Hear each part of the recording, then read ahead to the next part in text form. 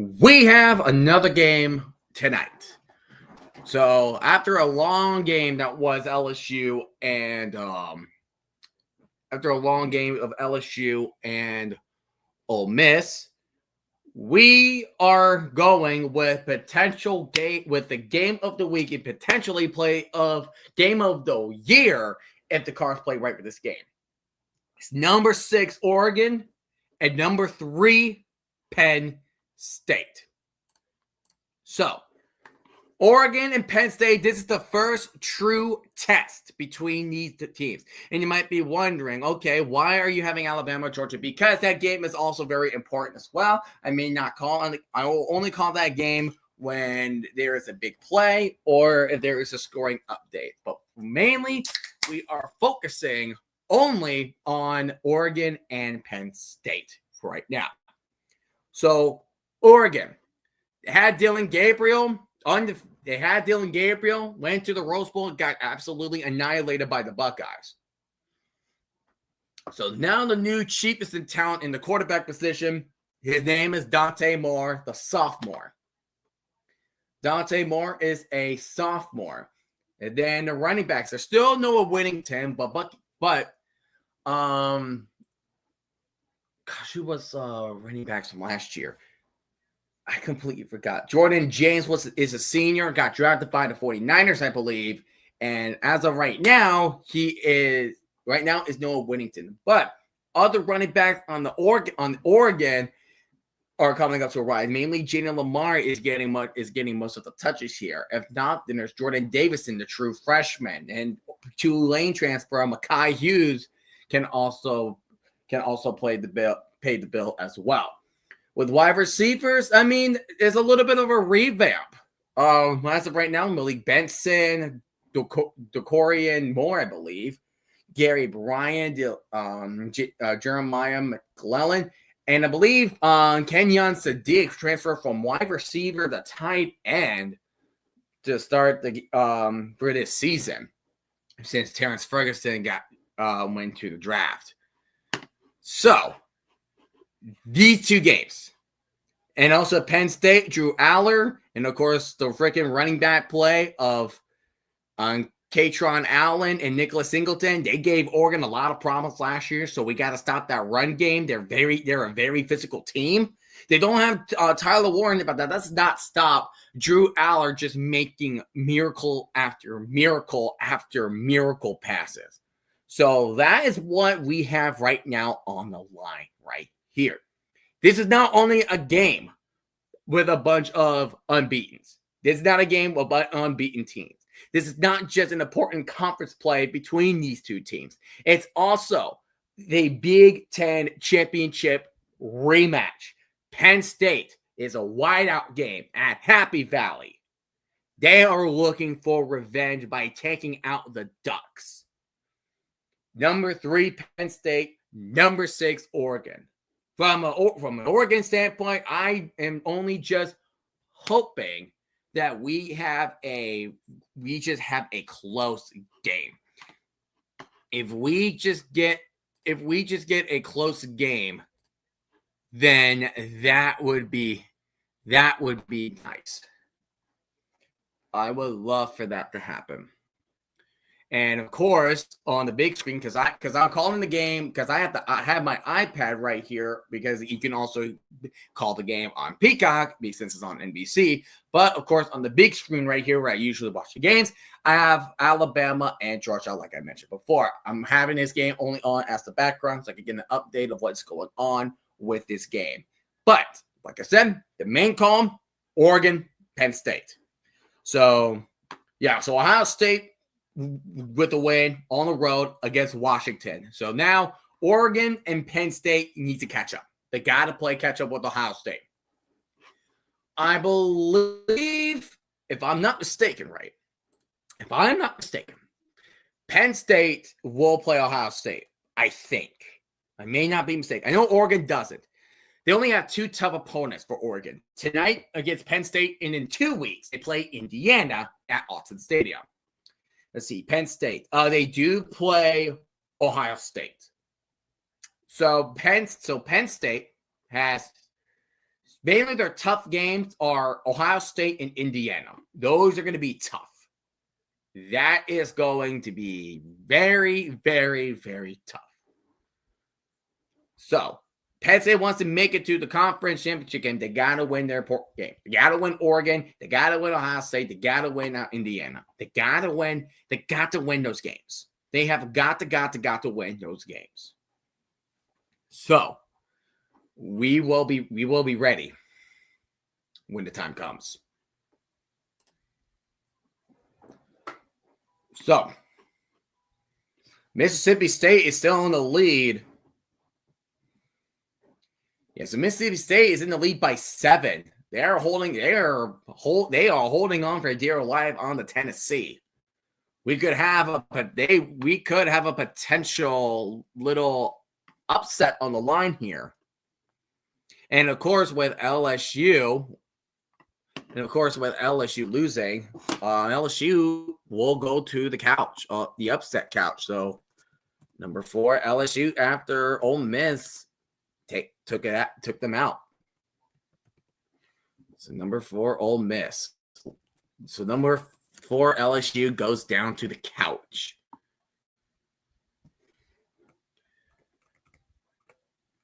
So there you go. All right. Just give me a minute. I'm making a little bit of adjustments here. All right.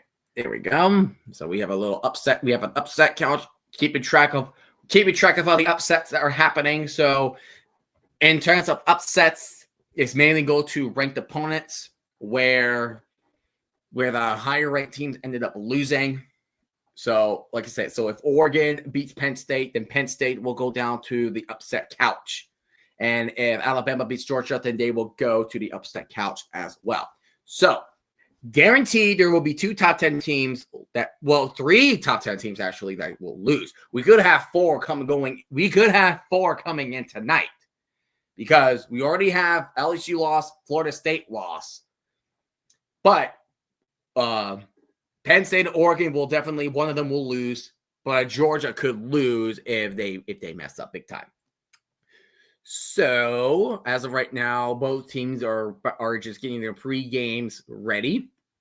It is a beautiful day, it's a beautiful night at Athens, Georgia, and so in State College in Pennsylvania. Very nice nights there.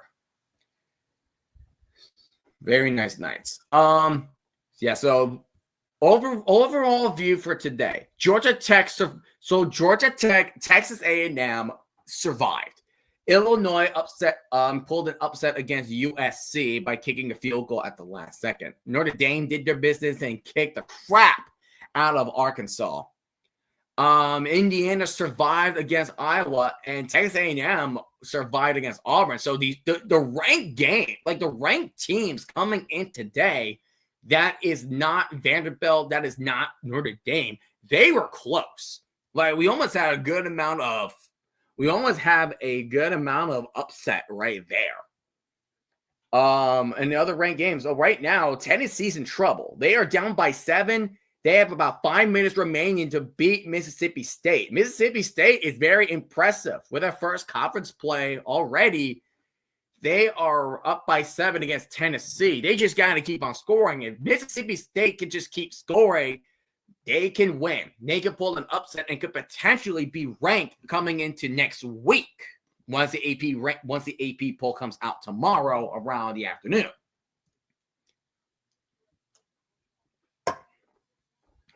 But yeah, 34, number 22. Yeah, the loudness of the whiteout games, 2019 against Michigan. It was just noise on top of noise on top of noise. So both teams' stadium known for noises. They are known for loud noises.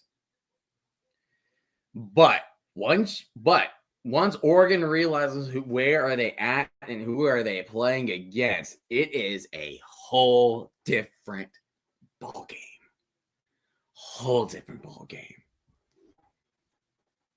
It's a whole freaking ball game. Let's go and check to see other FBS schools, see how they are Let's see how they are holding up. Old Dominion beating Liberty 14-0.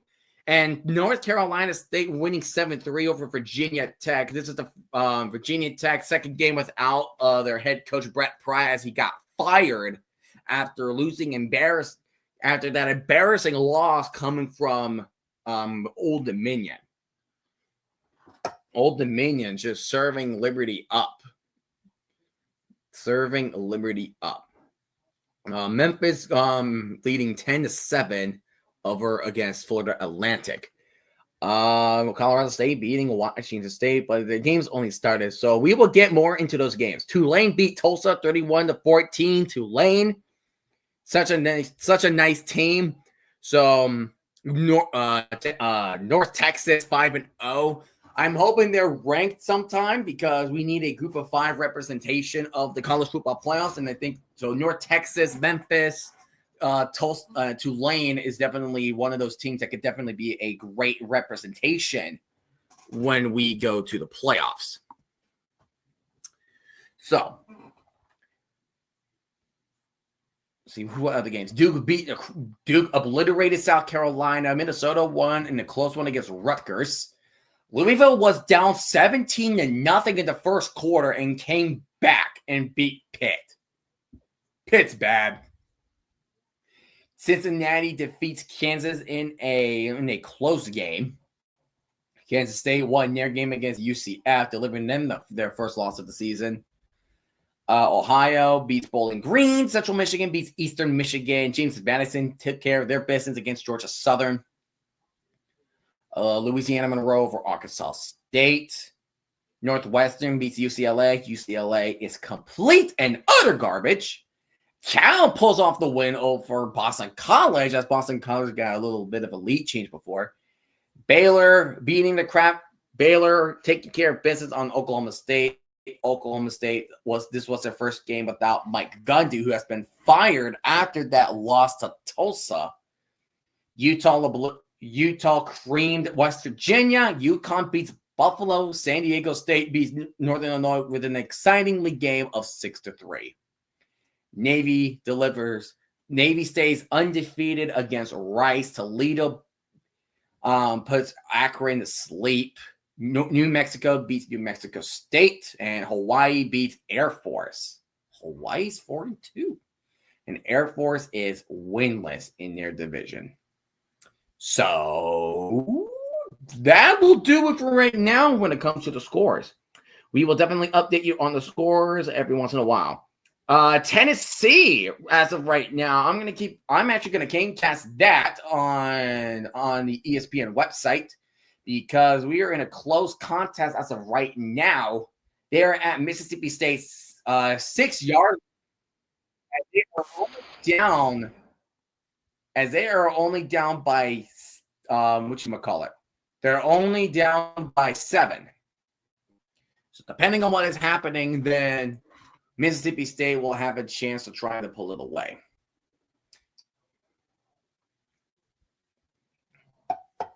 Sorry. So Eastern Zone time it is 7:45, 4:45, wherever you are at when it comes to these games.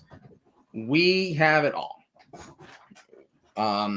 These games are about to start soon. They're probably going to start around the same time. But like I said, I'm focusing on right here, on this game right here. So, all right. I believe they're in the 2-minute timeout with Tennessee and Mississippi State. I'm going to have a close eye on that game. On that particular game. See what the fuss is all about.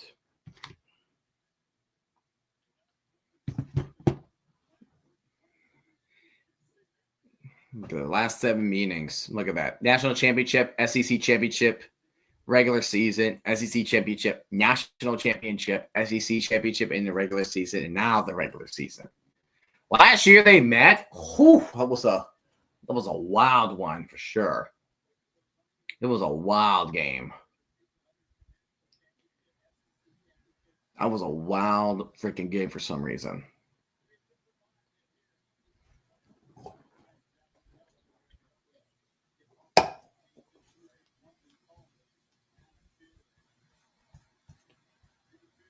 There we go. All right, there we go.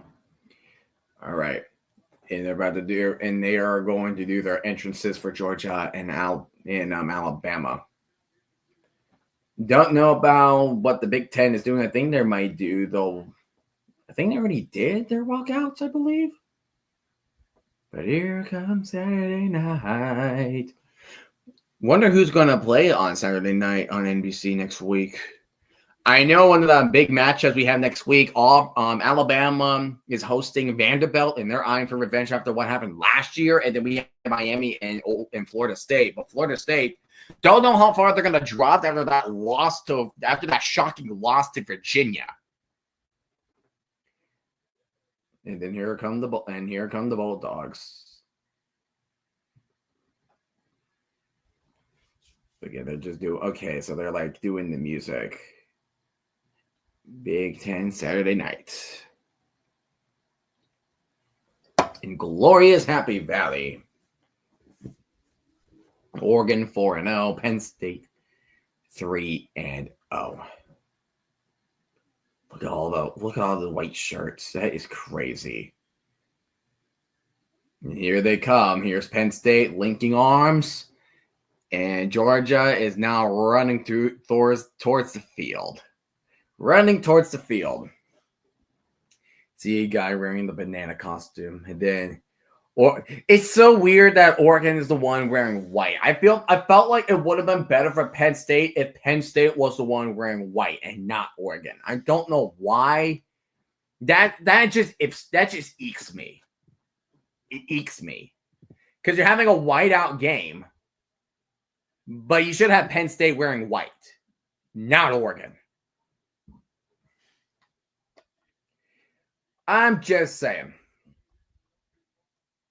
I'm only just putting that out there.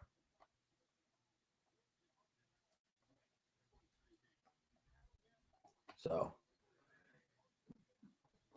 and Penn State having every player kneeling in the end zone, praying, have themselves a good performance. Tennessee just got a touchdown for 6 yards by Joey Aguilar. And they have tied the game at 34 apiece. So now Mississippi State needs to drive down the field and get a field goal or a touchdown. Here's Dan Lading leading the Oregon Ducks with the white jerseys, with the chrome numbers, the black matte helmets with the silver wings. Those look good. So when they played, I love the blackout Oregon uniforms with the green chrome helmets. That was one of my favorite uniforms for them. The blacked-out uniforms they wore. Yeah, the blackout uniforms they wore last year, like against Ohio State, those were they were elite. They were elite. Yeah, so Oregon next week, they will have a bye. So regardless what happens with Oregon, they definitely need to have a nice little talk of how can they go through the season, because after Penn State, 2 weeks later, they will face Indiana in Autzen Stadium at Oregon.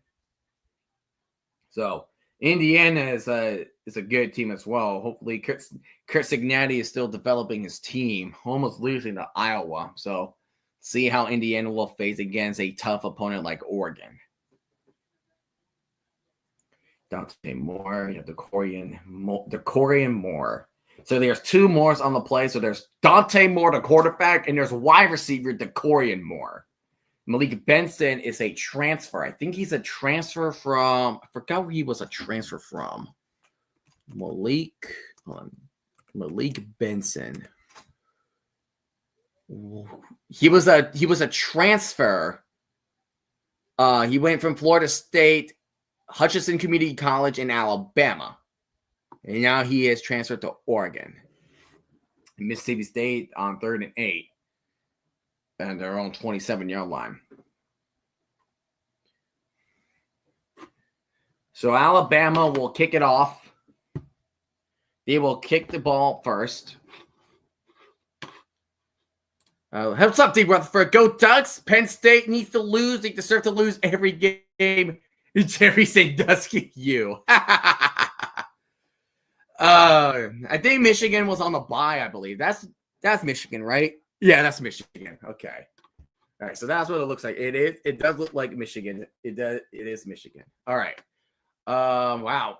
Mississippi State's gonna go 3-and-out right there. So we're on upset watch right now. Tennessee is tied. Number 15, Tennessee is tied with Mississippi State. So right now we have an upset watch on my monitor.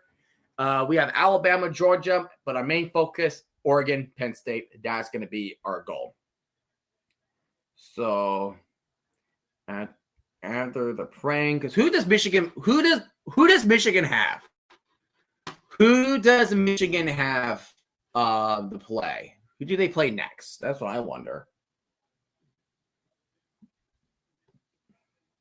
Who do they play next? That's what I wonder.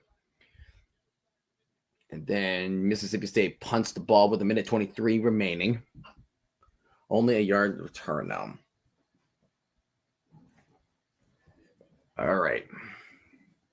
Penn State's rocking, flashing lights everywhere, roaring up the field.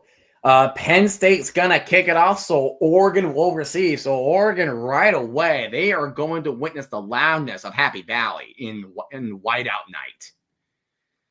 It's going to be tough. This game is going to be tough. Very, very difficult. It will be tough. All right, the Big Ten Championship rematch is officially underway. And it will go way back for the touch. We'll go back for a touchback. Dante Moore, the quarterback for Oregon, who was usually on the bench last year when Dylan Gabriel was starting for all the games for Oregon. So now Dante Moore, he is coming into a sophomore season, and he is under his first big test against Penn State.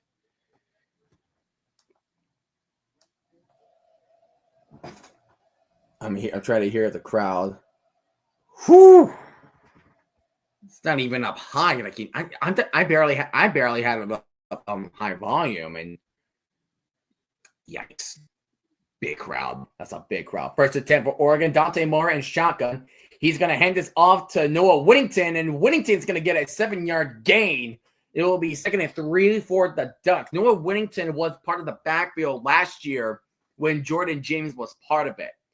They mainly use those two running backs as like a power backs, but now we have to emphasize speed with running backs like Jaden Lamar. Noah Whittington still features as like a power back feature. Empty backfield for Dante Moore with 4 wideouts. Dante Moore throws a high pass to Whittington with a 3-yard gain, and that is 3rd and 1 for the Ducks. So they're probably going to go short with a short distant play for Oregon. Excuse me. So now, dude, I can hear. I'm barely pulling up the volume on the iPad, and they are loud. Dante Moore under center, running back in motion, gives a fullback the carry, Jordan Davidson, and that is going to be the first down for the Ducks. That is first down, Oregon. Taking it slowly, and Ty Simpson from Alabama decides to go deep on right side. Went right through Ryan Williams' hands, and not Ryan Williams, but it went through a receiver's hands, incomplete. Wow. Jordan Davison, the true freshman, is 9 for 9 in all third down conversions that are 2 yards or less. Single back formation, Dante Moore, bootlegs to the left, has to dump it off to Kenyon Sadiq.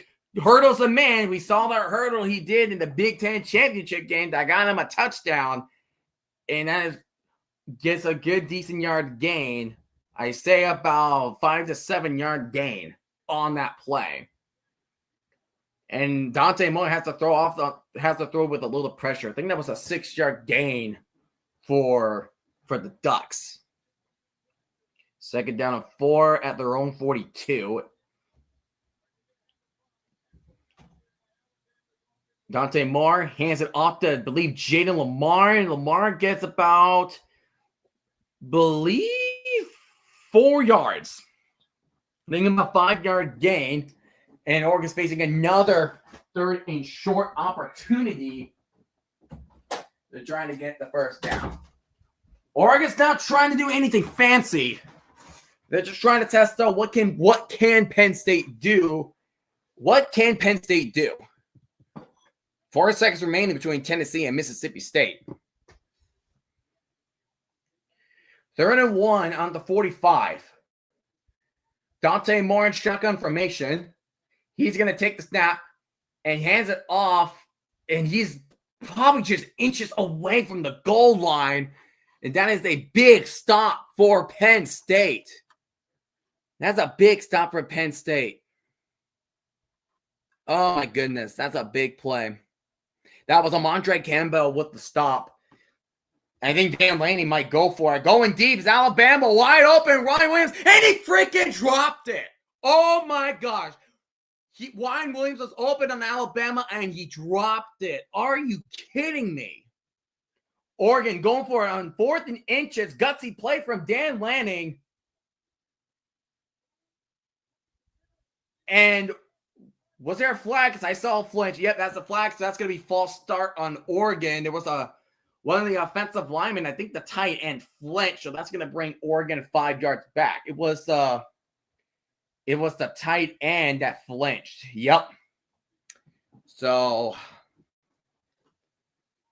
he flinched. So that's false start onto Oregon. So they will not try and go for it. They will instead punt it away. How unfortunate for the Ducks. How unfortunate. Tennessee's at Mississippi State's 44, so they're outside of field goal range. That's going to be a long kick if you want to try to do that, though. It's going to be a long kick if you're going to try to do that. Oregon punts it away. More on the left side. Takes it from the 21, and he will not go anywhere. He will be stopped at the 21-yard line.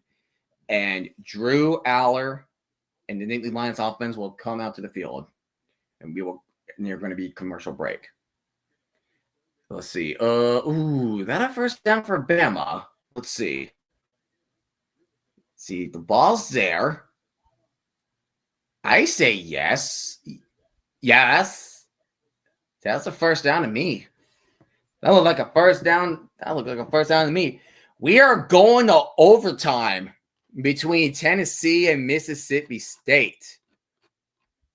Oh, baby. This is going to be interesting. Starkville. That's a city name for Mississippi State. We are going to overtime in Starkville. Hang on to your butts.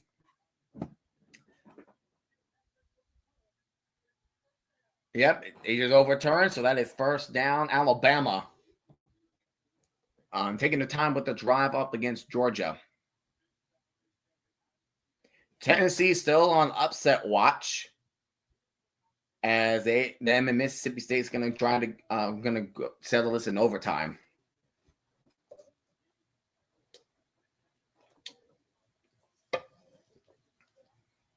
Yeah, it was a back. This game, Tennessee Mississippi State has been a back and forth affair. Let's see, Ty Simpson at their own 48, play action. He's rolling to his right, and he's going to throw on the run. Georgia almost picked it off. That was a bad. Why would you make that throw to Simpson? Why would you ever make that throw? That was a crap throw. Why would you make that?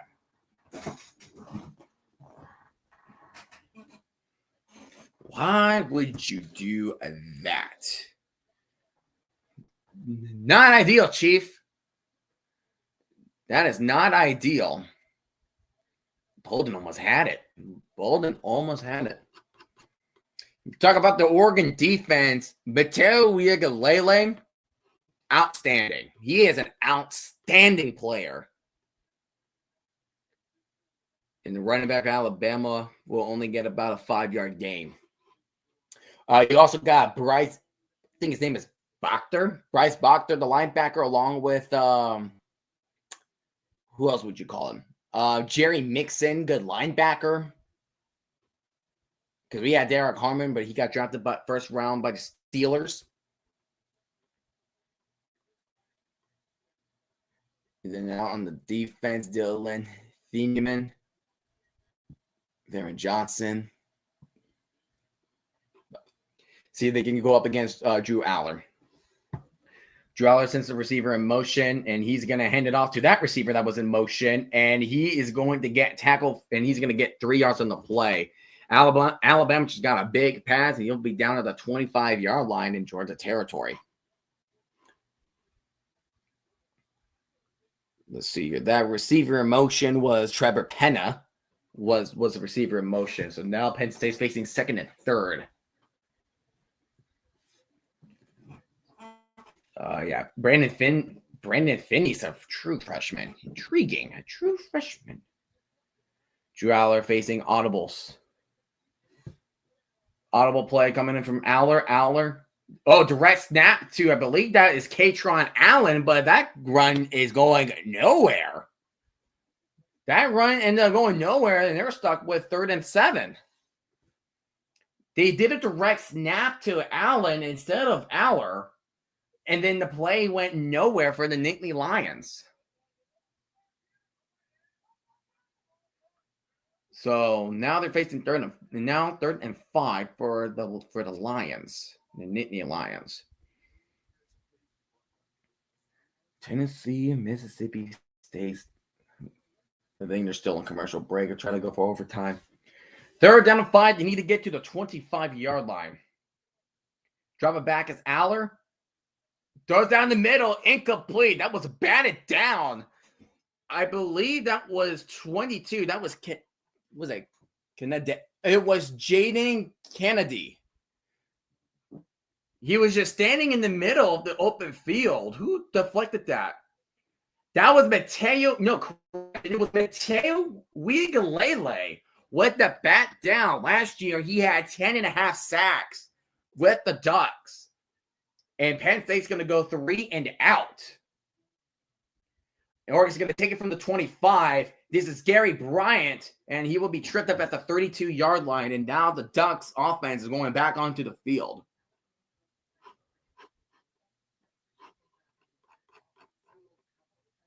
The Ducks are going back onto the field.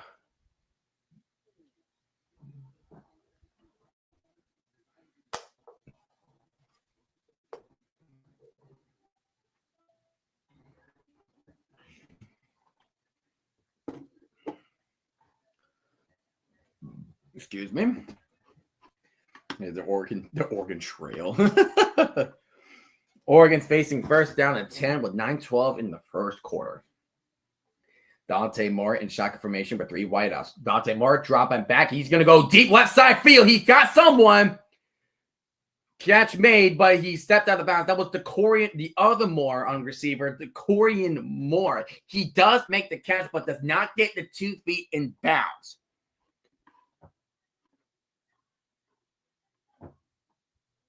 So, oh boy.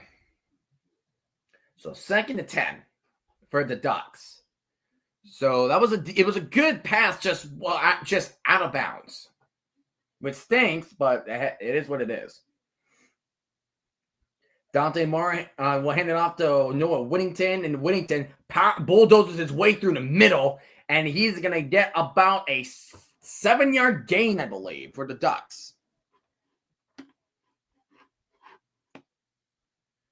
So like I said, we talk about Noah Whittington with the fullback, as a power back option for the Ducks. That showed why they needed Noah Whittington. He's a veteran on this group. He is considered a veteran of the group. Oregon facing 3rd and 4. So that was a 6-yard run from Whittington. Tight end in motion. Dante Moore hands it off to Whittington. And Whittington, they're about a yard short. They're at the 41. Does Dan Lanning want to go for it? He's an aggressive coach. He is an aggressive coach. Tennessee's up 41-34 at halftime. What does Mississippi State do?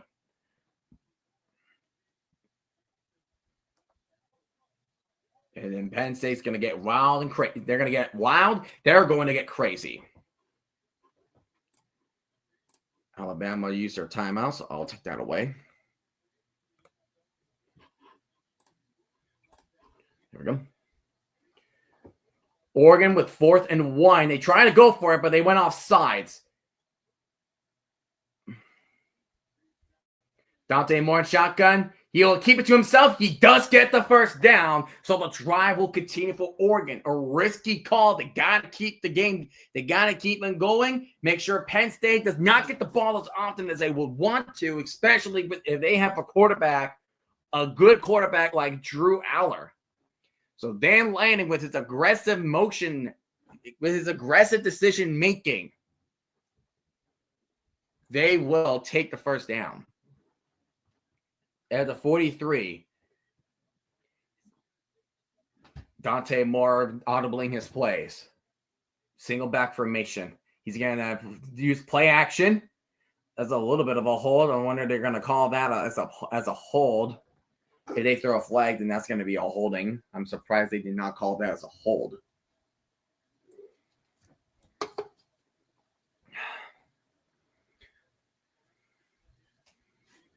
See, Alabama's making a big play. They're inside the 10 at Georgia's territory.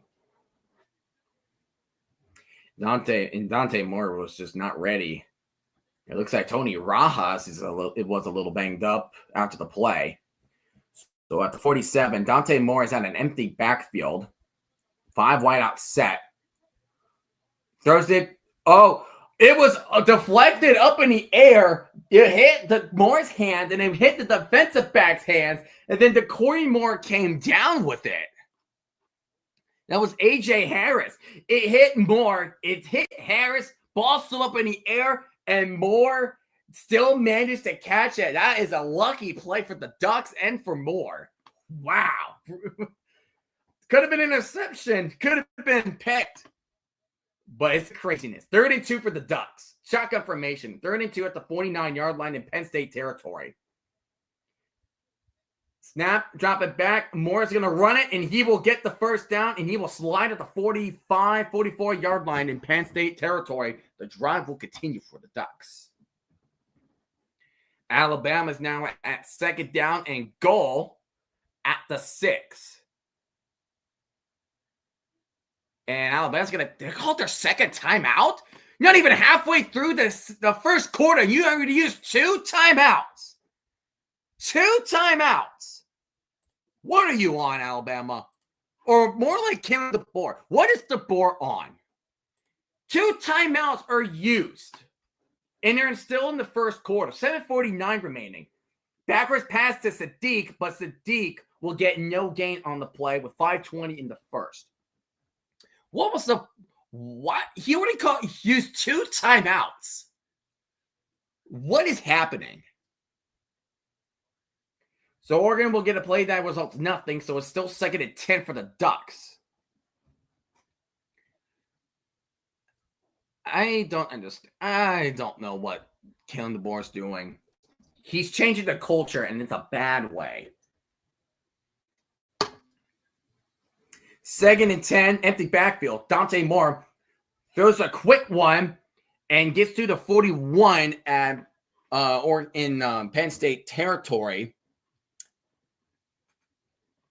I think that was DeAndre Hill Jr. with the catch and run. So Oregon will be facing with another 3rd down. Penn State, and also that's another thing about Penn State makes them deadly. The defense is really good too. The defense is really good. Oregon's facing 3rd and 6, so quite a little bit of a distance to the first down marker. Moore's going to hand us off to Hill, and Hill will only get a 3-yard gain to the 38-yard line, so Oregon will face 4th and 3.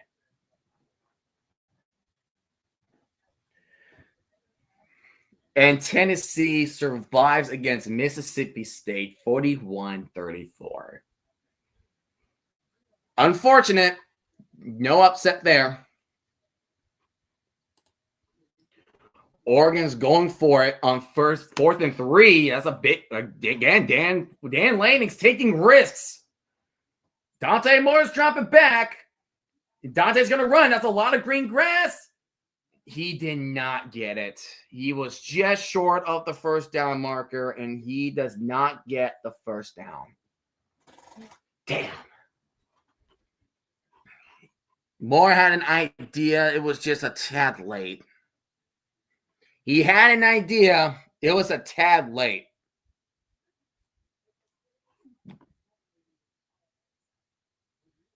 So now the first down mark. So now Oregon will suffer a turnover on downs, and Penn State will get the ball.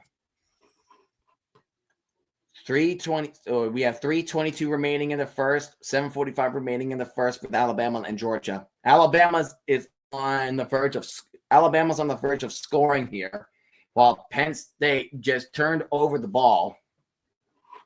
And yeah, they turned over the ball now. So Penn State, Drew Aller, will now have their players on the goal line. So now we're back with as Oregon, Penn State are in commercial break. We'll take a few plays here between Georgia and Alabama. They are at the 6-yard line. It is 2nd and a goal for the Crimson Tide. Ty Simpson is shotgun with 3 wideouts. Receiver in motion. Here's the hand. He will throws a pass incomplete. So now we have 3rd and a goal for the Crimson Tide. Got to go ahead and make a touchdown. Or you can settle for a field goal if you do not make this.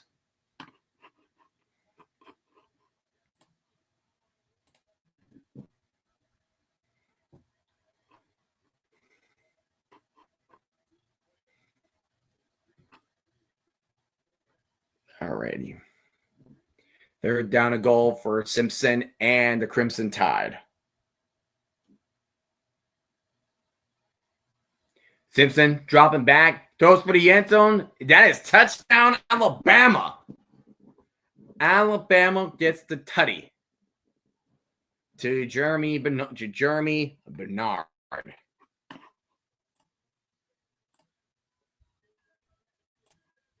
Still, though, you used 2 timeouts. You're not even halfway through the first quarter. What are you? I don't understand.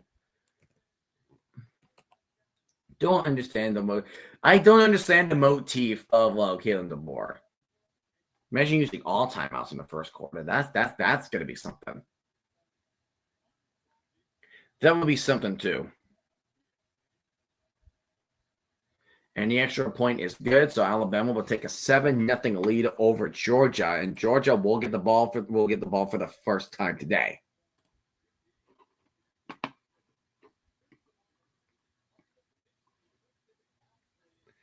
Let's see. Alrighty, Penn State 1st down and 10, coming off of a turnover on downs on the Oregon. Dante Moore was close to the sticks, but he does not get it. Aller breaks the handoff, dropping back. Oregon all over it. Bob was saying, might as well just drop it because that was a big loss for Penn State. Don't know why you would catch the ball that is not only 5 yards behind the line of scrimmage, but you have several ducks surrounding the receiver that could just easily tackle him right after he makes the catch. Don't know why you would make that play. I mean, heck, number 52, Washington was almost batted away. You could even come down and pick it up if you wanted to. A negative 8-yard pass. Imagine that. Handing it off to Singleton. Singleton will only get 2 yards on the run. And Georgia will barely get past the 20. And here comes Gunnar. Here comes I think it was like Gunnar Stockham. Is that his name? I believe that's his name. I think one of the offensive linemen for Penn State is down and hurt on the field. So close. Well fought, Mississippi State. That was well fought. You got to give Mississippi State some credit. That was well fought. Gunnar Stockham gets a 9-yard gain, and the injury will go to a commercial timeout. We'll go to a commercial timeout. What's up, RFK? How are you doing, my friend? Welcome back to the stream. Alabama just got a touchdown. Penn State just did I don't know what kind of play they were doing. They were trying to do a screenplay, but Oregon blew up the blocking, and Penn State just made us, for some reason, catch the ball 8 yards behind the goal, behind the line of scrimmage, losing 8 yards. Don't know why you would do that. And right now there's an injury timeout on Penn State, and it's one of their offensive linemen on number 68. That will be Anthony Donko, a sophomore.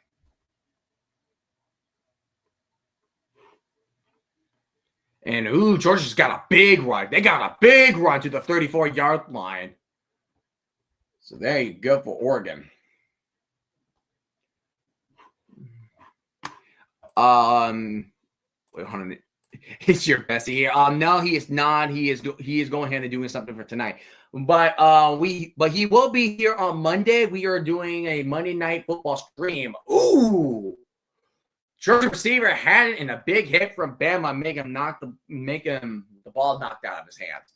But on Monday, I'm going to stream the Jets versus Dolphins, and then later that day, he's going to join me when the Bengals play the Broncos. So we're both streaming our Monday night games. So stay tuned for that on Monday. Your Dolphins are playing the toilet. Yeah, the Jets are indeed toilets. I can definitely agree with you on that. The Jets are indeed toilets. And Gunnar Staunton, Georgia gets a 5-yard gain on the left. 3rd down and 5 now for the Bulldogs. It's a long commercial break for injury time now. I will say that for myself. But I wonder if the injury was that bad and he can't get up. Do I miss Zach Wilson? Kind of not really. He shows some flashes, like he can run the ball effectively. The passing game, like the development was just not there for him. I love his running ability, just passing wise, no.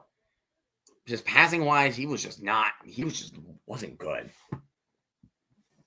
Coming back from the timeout, Penn State, 3rd and 16, needs to get to the 46. Aller dropping way back, and Aller throws it as he's stumbling, hands it off to Singleton, and Singleton almost gets the 1st down. He almost got all 16. He will get 14 instead. That is a big Darnold, Daniel Jones, Wilson next. Georgia's now punting it. I mean, Penn State is going to go for it, man. Both teams are going for it on 4th downs. They're playing very physical today. Handing it off to Singleton, and he gets the 1st. Damn. He gets the 1st. Physical runners. Also, you got to say with Penn State, Carrington, like Katron Allen, Nicholas Singleton, very physical runners that will just pop you right in the mouth if you're not careful. Both teams are physical teams. They are very, very physical teams. MetLife makes some great QBs. Sam Darnold, Daniel Jones, Wilson is next. I mean, if Tua gets hurt, maybe. Receiver in motion. Hands it off to Singleton. Singleton looks like a nice gap for the run, but he will only get 3-4 yards on the run for the Nittany Lions. We might go one more. We're going to go one more play before in the first. They're going to go quick huddle here, but Mateo Uiagalelei gets a 2-yard run stop onto Singleton. I hear Manny is a bandwagon Colts fan that he sings Taylor Swift in the shower. So Manny is a Chiefs fan all along? Oh, my. Mateo Igalele. Stellar piece of the defensive lineman of the Ducks. So, third down. So, I believe we ended the first quarter, I believe. We are scoreless in the first. He was a Chiefs fan, then they started losing. A Chiefs fan started losing. All right, so it looks like so the game has just gone into the second quarter. All righty, let me go ahead and change.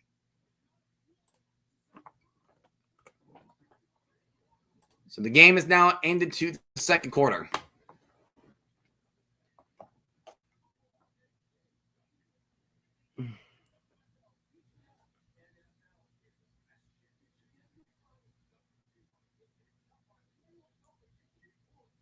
I wonder what game is Jackie 9 streaming?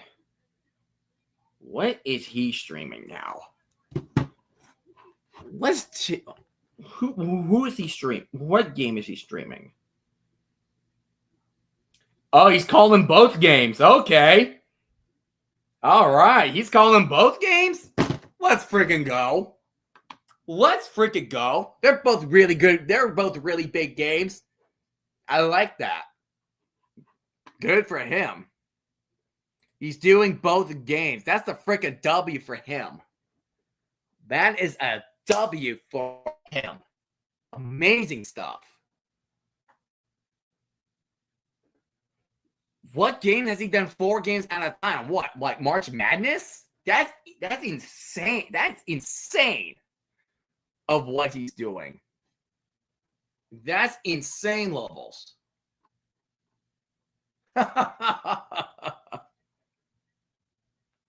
That's insane levels. Like, come on now. Can you blame him? No. Yeah, but March Madness, but men's basketball mid-major tourneys is when he would have done 5. Oh, I see. 1st and 10 for Bama at the 17-yard line. Here's a handoff. Gets only a 3-yard gain to the 20. 2nd down to 7 for Alabama. Let's see. Let's go ahead and check up on the others. Old Dominion still winning 14-7 over Liberty. Virginia Tech takes a 13-7 lead over North Carolina State. Kennesaw State leading Middle Tennessee State 21-10 to start off their conference play. Iowa State shutting out Arizona. Western Kentucky winning 10-6. Memphis losing to Florida Atlantic by 6, 16-10. Missouri beating Massachusetts only 14-6. Washington State's leading 10-3 over Colorado State. San Jose State 7-10 over 10-7 over Stanford. Boise State is shutting out App State 14-7. Tied game at South Carolina against Kentucky. Sorry, RFK. 7-7. And we have started in Marshall and Louisiana. Anthony Donko, who was hurt earlier, is now back onto the field, and Alabama just made a crucial first down on the play. Yeah, show them Wildcats what's up. South Carolina over Kentucky, man. South Carolina over Kentucky. Come on now. Come on. 3rd and 8 for Penn State. Gets to the 43 in Oregon territory. Audibling the plays. They are audibling the plays. Aller dropping further back. And he's going to get pressured. He's going to throw and gets caught by Singleton around the 38-yard line. That is an impressive patience by Aller looking down the field. They burn couches when UK wins. It's not safe around here. Singleton with another run, and that is a 4-yard gain for Penn State. This is, like I said, it's going to be one of those physical games. Like, who's going to make better plays on the offense first? Right now, Penn State is taking the case because they got that crucial turnover on downs on the Ducks. Like I said, I was hoping we were getting like a close game between these two teams. Then I'll be okay with it. I'd be okay with the results no matter what. But a win is always better. It's just like in terms of ranked, like having your team's ranking. Handing it off to Allen, and Allen only gets a yard game. Why isn't Syracuse in the upset count? I'm only doing so for ranked teams. So LSU lost, Florida State lost, USC lost, and TCU lost. So we almost got a couple more. Indiana almost lost. Texas A&M almost lost. Tennessee almost lost. Penn State trying to go deep right side, incomplete. Don't know why he's going that deep. And Georgia Tech almost lost. So there was a lot of upset potential there. A lot of upset. Aller was just getting pressure. Jerry Mixon was chasing right behind him. So he had nowhere to throw. So he just had to throw it away. Almost caught, though. So Ryan Barker is going to attempt a field goal. It's going to be a long one. This is a 49-yard field goal attempt. BYU, that could be potential. It's just the Colorado has not looked good recently, except with a game like Houston. Right down the middle, the field goal is good for Penn State. They will get the first points of the night. So they will lead 3-0 over the Ducks. So 3-0 Penn State over Oregon. So Alabama used all 3 timeouts in the first quarter? I'm just realizing that right now. Are you out of your goddamn mind? All 3 timeouts. All 3 in the first quarter. Not even 12 minutes. 3 minutes and 6 seconds. What? Okay, you know what? Excuse my French. What the fuck? Seriously. Use all 3 timeouts in the first quarter. Are you serious? If they lose, freaking fire him. He's not making a goddamn difference. He's not making a goddamn difference. Seriously, 3 timeouts all in the first quarter. Who the heck does that? Who does that? Seriously.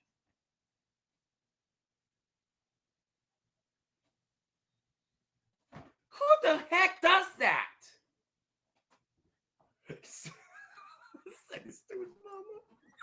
I sent the clip to my mom.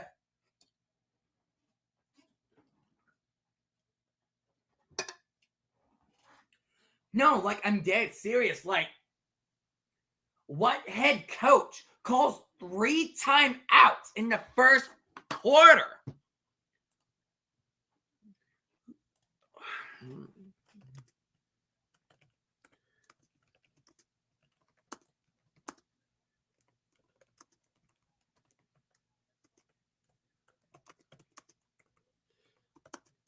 Who calls 3 timeouts in the first quarter?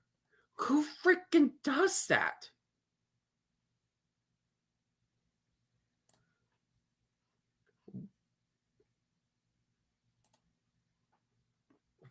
Why would you call all 3 timeouts? Why would you do that? Manny will wake up because of you breaking like it's like gonna be like SpongeBob and Patrick Sailor Mouth. It's amazing. That's all 13, Patrick. Jesus is king. All right, so Penn State is going to kick the ball back to Oregon. Oregon will have ball for the first time ever since that turnover. And that's going to result in a touchback for the Ducks, and Dante Moore and the offense will go out to the field. And looks like Alabama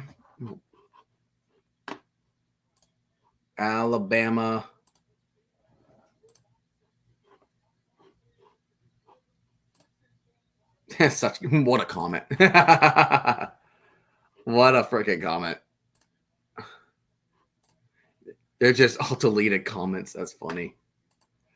Let's see here.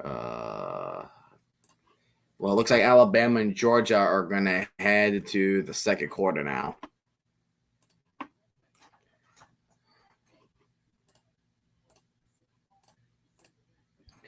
All right, here's the handoff, and there is Hill, and he breaks free, gets a gain of 20, past the 45, gets down at the 49-yard line.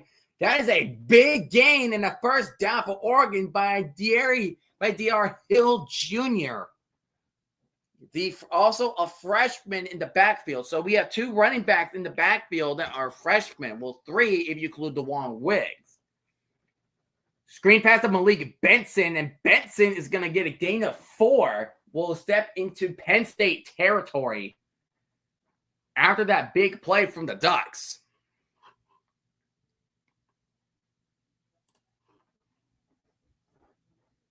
I'm still dead serious. Why would you call 3 freaking timeouts in the first quarter alone? I'm still losing my mind over that. Like, that is utterly insane.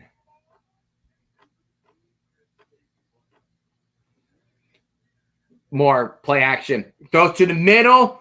Oh, almost an impressive catch by Jeremiah McClellan. Who's worse, Philly's Karen or the guy who stole cotton candy from a kid in the Michigan commercial? I say the Philly's Karen. Like, the Philly's Karen, man. But the fact that it happened on the kid's birthday, like, that just makes the whole situation look worse. That just makes the whole situation just bad. Screen pass on 3rd and 6, and the Oregon 4th and 3. Dan Lanning might go through it again. He might go for it again. Because Dan Lanning's such an aggressive coach. I mean, that's kind of costing him why he didn't make the college football playoffs in 22. When they freaking choked that game against Oregon State at the end of the season, that was just awful.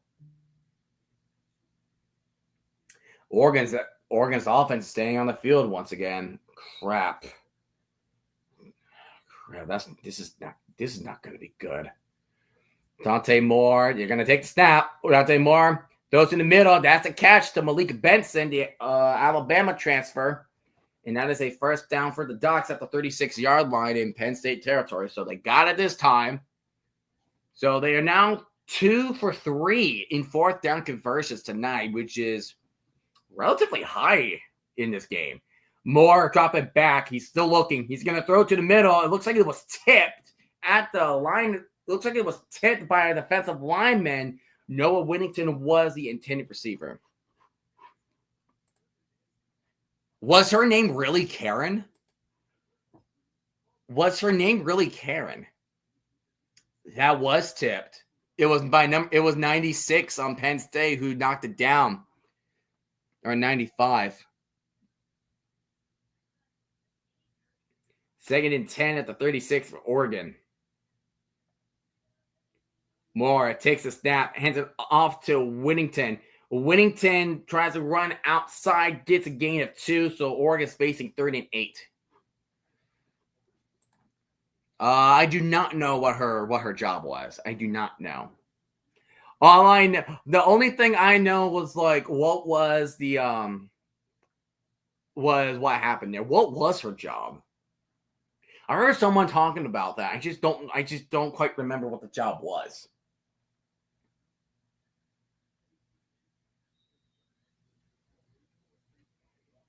They're in 8. Gary Bryant in motion. Moore dropping back. Moore's going to roll bootleg to the right. He's finding grass open. He's going to try to dive, but won't get it. He's going to be at 4th and 2, 4th and 3. She was the person you went to pay for traffic tickets? What? The freaking irony. That's ironic. That's kind of ironic, don't you think?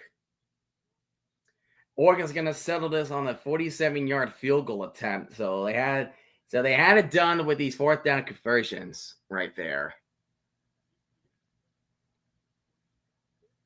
Atticus Sappington. Kick is up. And it is no good. Oh, god damn. No good for Oregon. And Alabama got a touchdown by Isaiah Horton.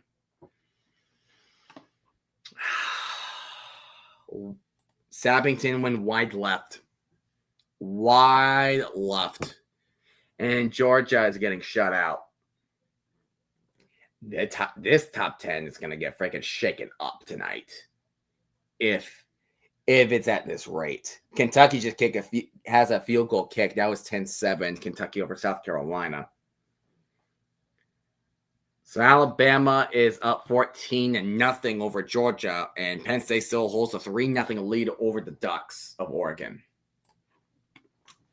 But dang, Oregon is pulling through all these kinds of offenses just to miss a 47-yard attempt. I would love to have a tie game right there. Just darn it. Nothing we can do. That's funny that her real name went. She just went by Cheryl. Okay. So it's like one of those it's like one of those things where you're like, you have like two names like in your first name.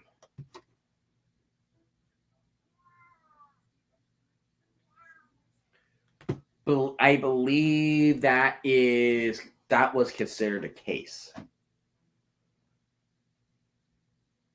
But yeah, both the games are now a commercial timeout. Cheryl was so it's like right. So she has two names in her last name. It's like I think it only happens if you do not want to take somebody's last name and you want to hyphen it, you know? So let's say somebody has the last name of Wilson and the other name Smith. So you can do a hyphenated Smith Wilson or Wilson Smith. People usually put a hyphen as the last names are usually carries noticed. But I think it's they want last names not to. They don't want their last name, but they can hyphen it.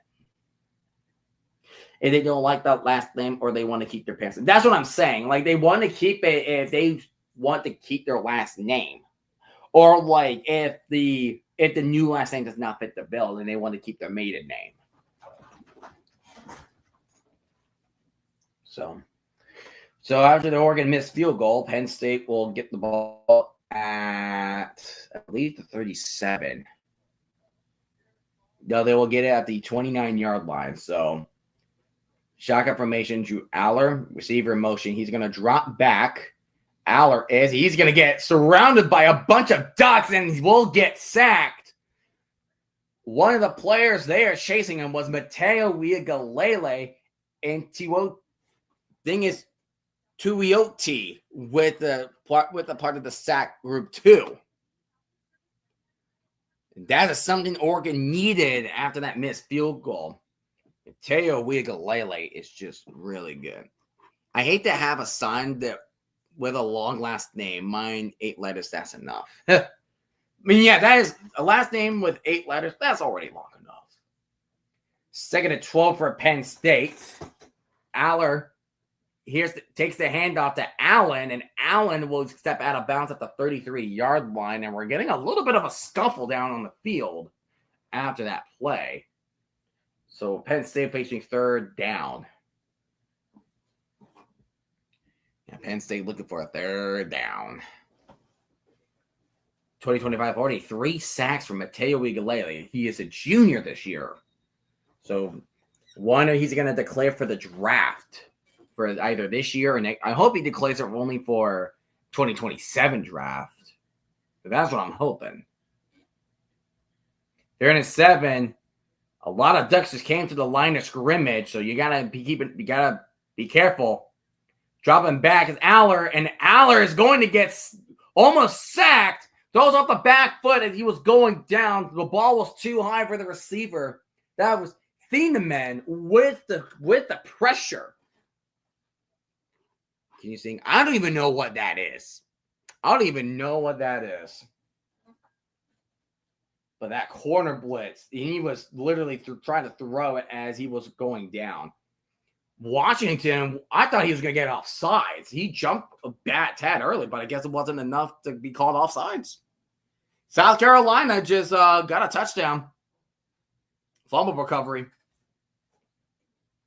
And Oregon will call a fair catch at the 25-yard line. So Oregon's offense will go back onto the field. So Oregon will go commercial break. So let's go ahead and check on Georgia and Alabama for the time being. And off first down, Georgia. Racing down the sideline, past the 30, past the 20, or past the 40. Yeah, past the 50 and the 40. That's a first down, definitely for Georgia. No, don't, bro, don't sing it. Don't sing it, man.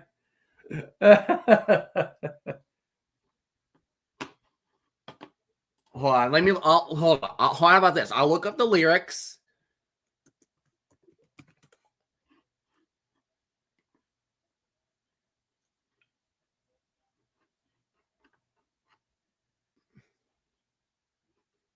And a big catch, touchdown, Georgia. Georgia with the touchdown. Hot darn. Colby Young for 38 yards.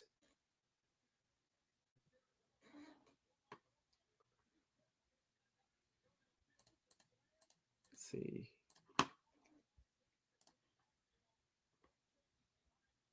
See here. So now we have a one-possession game down in Athens now.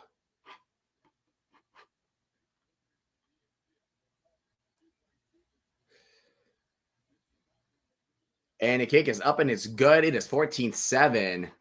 Still Alabama over Georgia.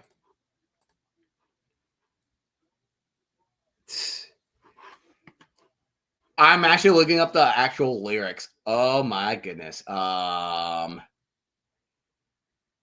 Yeah. At least you're making it football.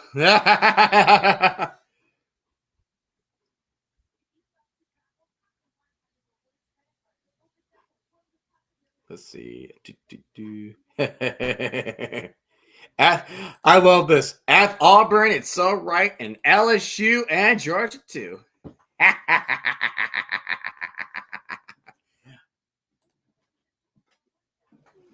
I wish that was Alabama. I wish that was an Alabama fight song.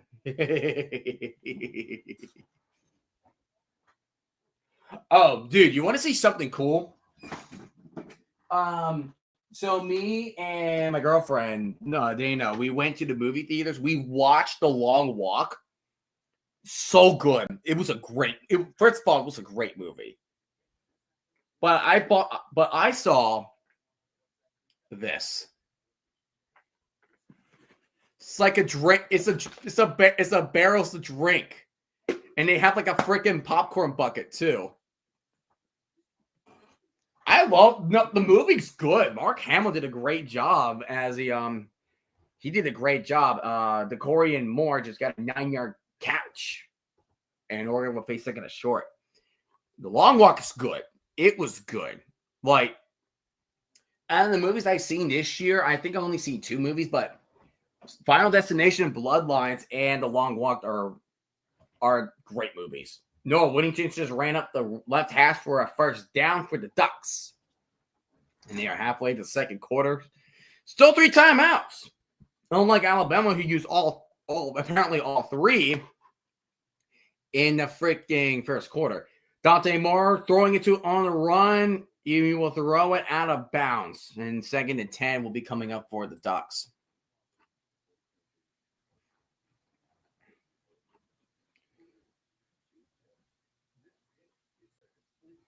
Ooh, look. Oh, Look at this. Look at this. Listen to this. So this is from Adam Schefter.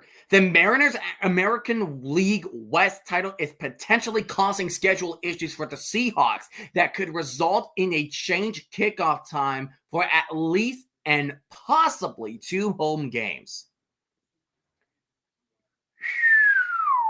That ain't good, Chief. Second down for Oregon.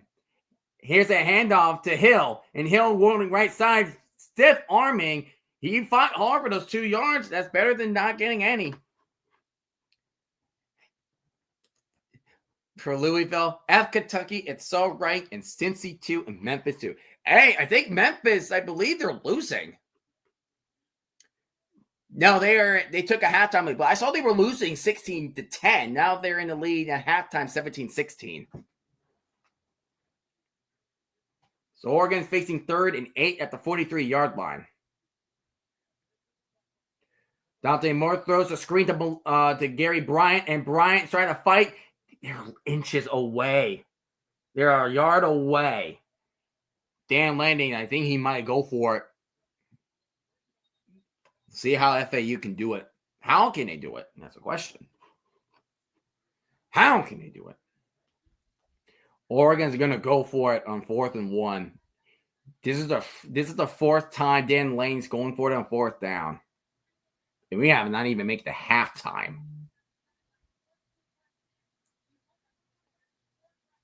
Let's see, 4th down to 1. Dante Moore under center. He's going to hand it. He's going to play action, and he's going to go deep to the middle. That's a big catch to Corian Moore to the 30. That's a risky play with a little deep throw to Corian Moore. Risky. I thought he was trying to run up the middle. But everybody thought it was going to be a run up the middle. But the fact that you do not have any safety help in the back, that means you're only left with one-on-one coverage, and Corian Moore only needs a little opening so he can make the catch. So Will Stein is a great awareness of that. Make them expect the run and give a little nice pass. And Oregon's at Penn State's 30-yard line. Handing it off to Jordan Davidson. He will get a gain of 6. Second down for the Ducks, 2nd and 4. Can you name Louisville's other big rival I didn't name? Is it Miami? I think, what about Miami? What about Miami? Is Miami one of them? I think Miami's one of them. Because they have a trophy named after a coach. After a coach that coached both teams. It's not Miami, really. Handing off to Jaden Lamar, a little misdirection, but we'll get no gains. One of them is because basketball.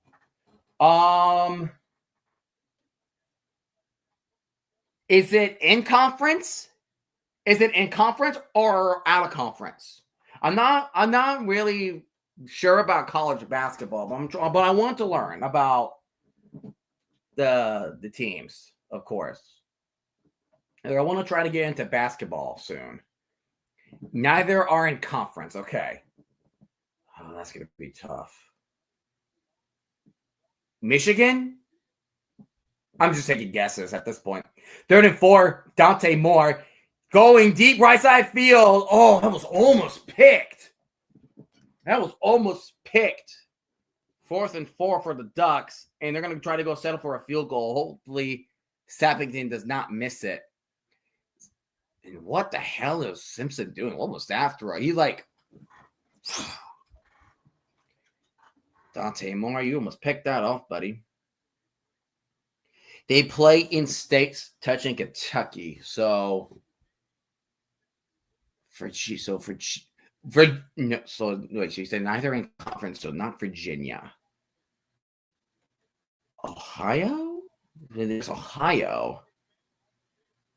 Sappington, kick is up and kick is good. So Oregon finally gets on the board with Penn State.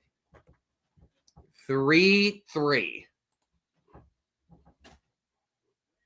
Let's see. The city of Luke. What the heck? It's not ACC? Intriguing. Oh,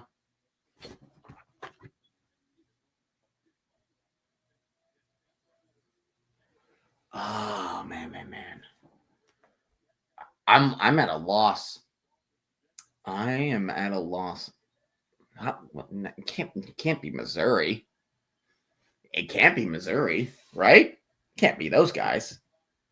Georgia gets the ball, tries to run up to the left hash, and only gets 2-yard gain for Georgia.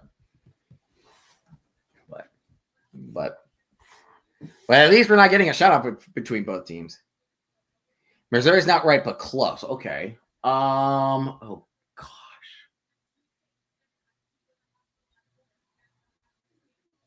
One team's in the Big Ten.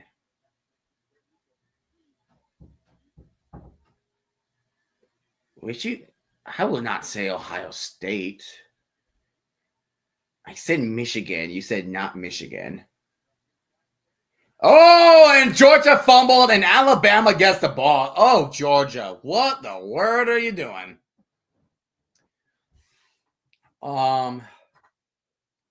Michigan State?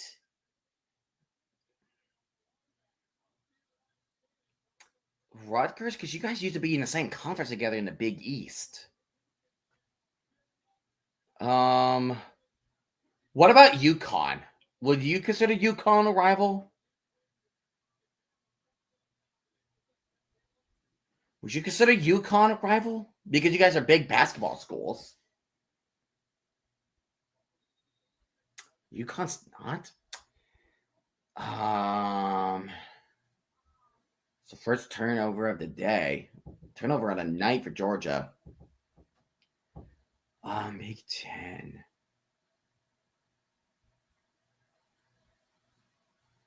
It's not in. Is it Indiana? I don't know if it's Indiana. I remember because that was the team that upset like Kentucky way back. They had said one of the teams way back then. They were number 1. So it is Indiana. Okay, so Indiana. But the other? What conference is the other?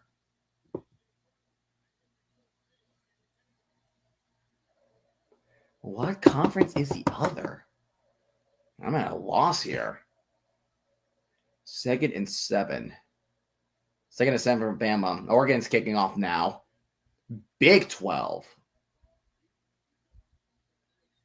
Big 12. What's a good basketball school from the Big 12?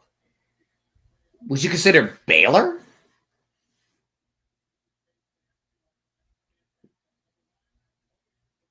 Would you consider Baylor for basketball? It's not Baylor. Trying to think of good basketball programs. I don't think it's Arizona. Simpson dropping back, and he's going to throw it. See, Penn State try to run it, but they will get only a yard gain on the play. That was Washington in cover. Amari Washington. Who else? Big 12. West Virginia?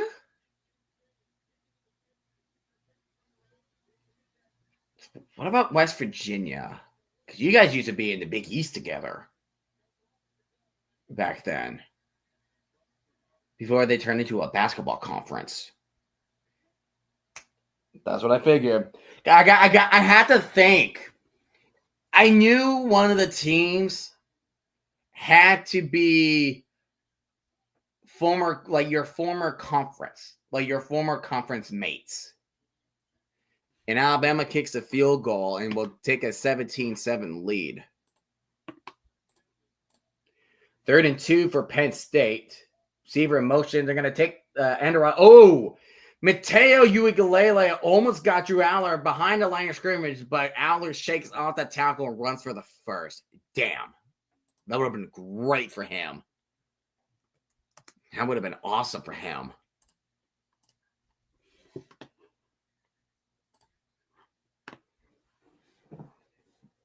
But yeah, Oregon's usually big rivals right now. Like, I don't know about the Big Ten now. It's like we just gotta wait. But like Washington and Oregon State are certified rivals for Oregon. But it's like depending in the future, like maybe Penn State, Ohio State could definitely join in the mix. Maybe, depending on how it goes. And it looks like Happy Valleys have reached the 2-minute warning, so now both games are on commercial break.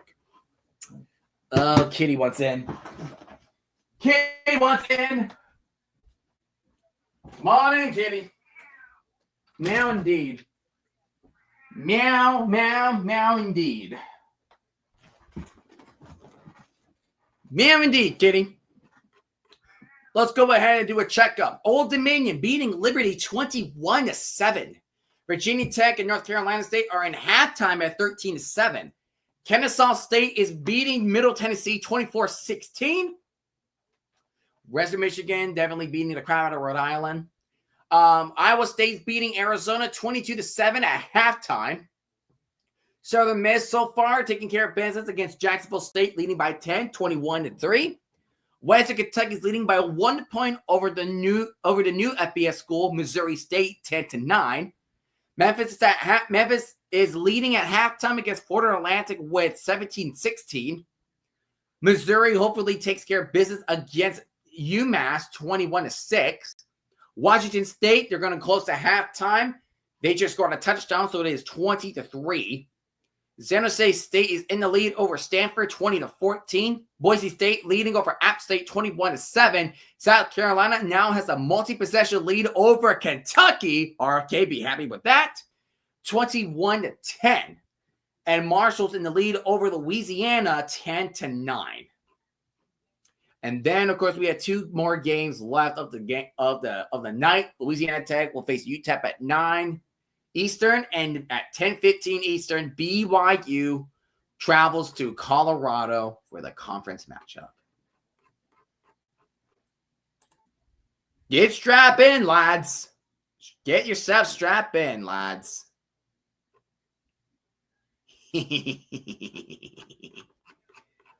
Ooh, baby.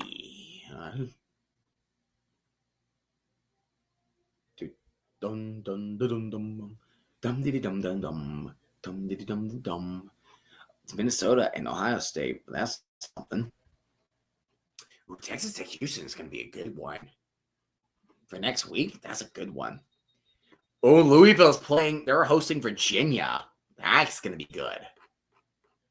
That's going to be a good one, isn't it? That's going to be good. All right.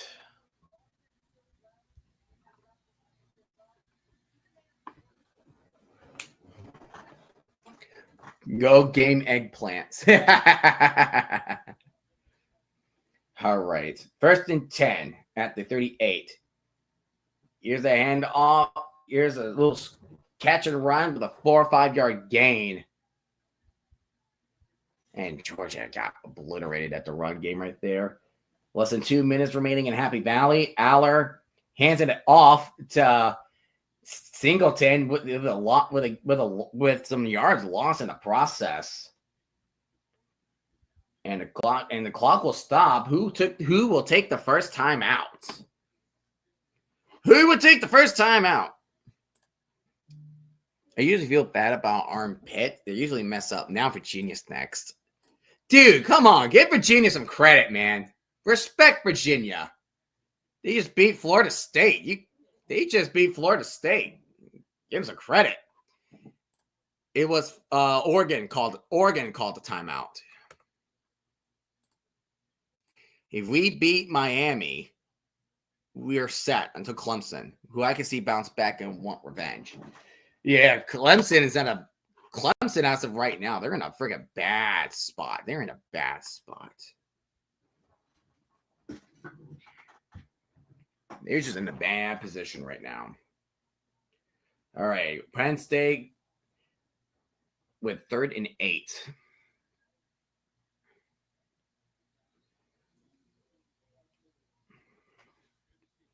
They beat Florida State.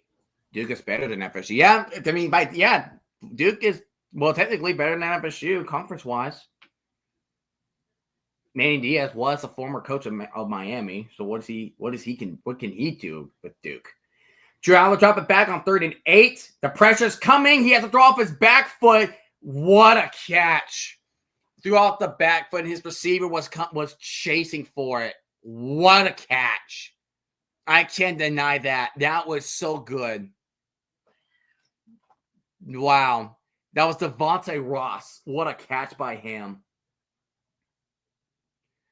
Virginia made tons of mistakes, easy to pounce on. Yeah, they did through 3 interceptions, but Florida State did not capitalize the mistakes. That's why they lost. Miami of Ohio is better than Miami. Well, not really because they never. I don't think they have ever beaten Miami when they face each other. Gunnar Stockham. He's going to try to run, but he will get sacked with a 2-yard loss. He just threw off this back foot. That was just a great recovery by Devontae Ross. They beat them once or twice. I mean, look at the history. Look at the history matchups of both Miamis. 1st and 15 after a false start penalty, I believe. Aller dropping back. He's going to throw to the middle, right through the tight end's hands. Incomplete. Incomplete. That was Luke Reynolds with a catch. And here goes Georgia running towards the sideline. Ooh, is that going to be horse collar? It looked like a little horse collar, but it looks like that's not going to be the case. But Georgia is going to crawl back now. They're crawling back. Penn State, 2nd and 15. They're going to try to score points before halftime. Penn State gets the ball back at the second half. 2nd down and 15 for Penn State. Receiver in motion. Aller dropping back. Aller's looking. He's going to go left side. Just far out of bounds. Incomplete. 3rd and 15 for the Nittany Lions. Catch and screen, and Georgia will be down at the 5. They want a touchdown. They need to stop Alabama for whatever the heck they're doing. 1:20 remaining. So 1:20 remaining with the incomplete pass. Third and 15. Aller in shotgun. Devontae Ross going in motion. Aller takes the snap. Dropping back. Throws it to the right side. Incomplete. It was short to his intended target. I think that was one of the tight ends. I don't know who's number 1 on here. Sucks. I can't look at the last names. I can't look at the last names, which is unfortunate. But, oh well, that happens. So 4th and 15, Penn State will punt it away. Oregon will fair catch it at around the 10-yard line with 1:07 remaining. With 1:07 remaining. So Oregon at least needs a lead. Penn State gets the ball at the second half. They need a stop. They need a stop.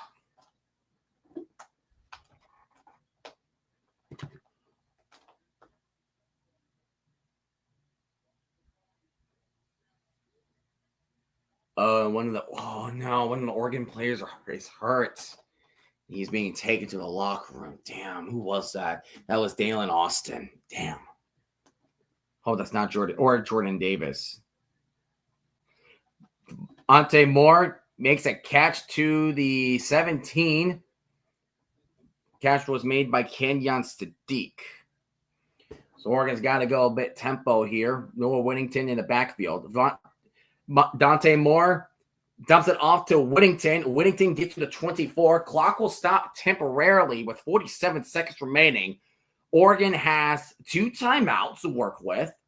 They got to get everybody set. Clock will roll. 45, 44, 43. Dante Moore drops back. He's going to go a little deep right, and we'll get the first down to DeCorian Moore, who will step out at the 37. with 37 seconds remaining, and the clock will stop there since Decorian Moore steps out of bounds.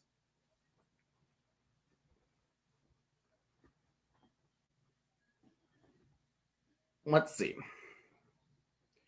So 1st down and 10. Name an NFL QB who retired in the last 5 years. That was under the age of 28. Ooh, I don't know. I'll think about that question when we at halftime. Dante Moore dropping back. He's looking. There might be a hold on Oregon, so he's just going to throw that away to Whittington and will snap out of bounds with 28 seconds remaining. Oregon might get called for holding on that play, and that's going to set them, and that's going to be a big setback for them on this drive. Holding on the offense. Yep, and that's what I figured.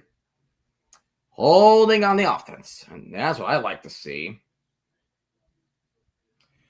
Let's see, where's the hold? Yeah, that's on 71. Cardinal trivia question. Chirp, chirp. Let's get to trivia later. Let's get to trivia once Oregon and Penn State are in halftime. All right. So Oregon's now facing 1st and 20 at the 27-yard line. So big work now for the Ducks. Dante Moore dropping back, throws a missile short to Decorian Moore, incomplete. So 2nd down and 20.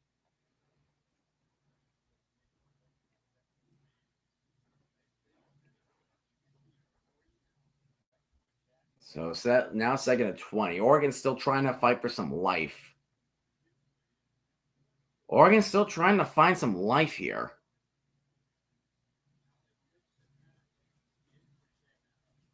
And the injured 233 for Georgia and Alabama. 2nd and 20. Dante Moore throws a quick pass at Decorian Moore. And Oregon gets to the 34. They will need to call a timeout or something. No timeout being called here. Oh, is that going to be it for Dan Lanning and the Ducks? I did not bring Duck to the tailgate. I refuse to have Duck. I refuse. So Oregon does take a 2nd timeout with 6 seconds remaining. I don't know why he had to wait so long for the timeout. So Oregon will take their 2nd timeout. I don't know what made them wait for so long. See, 2nd and goal for Georgia. Here's the toss, and Georgia scores a touchdown, and they are now 1 possession game with Alabama. I brought Aflac Duck. He was no, not the Aflac Duck. Oregon is at, they put 9 seconds left on the clock on 3rd and 13. See, what is Oregon cooking here? It's 3rd and 13. He's still trying to go for it. Penn State's going to go a little bit of prevent defense here.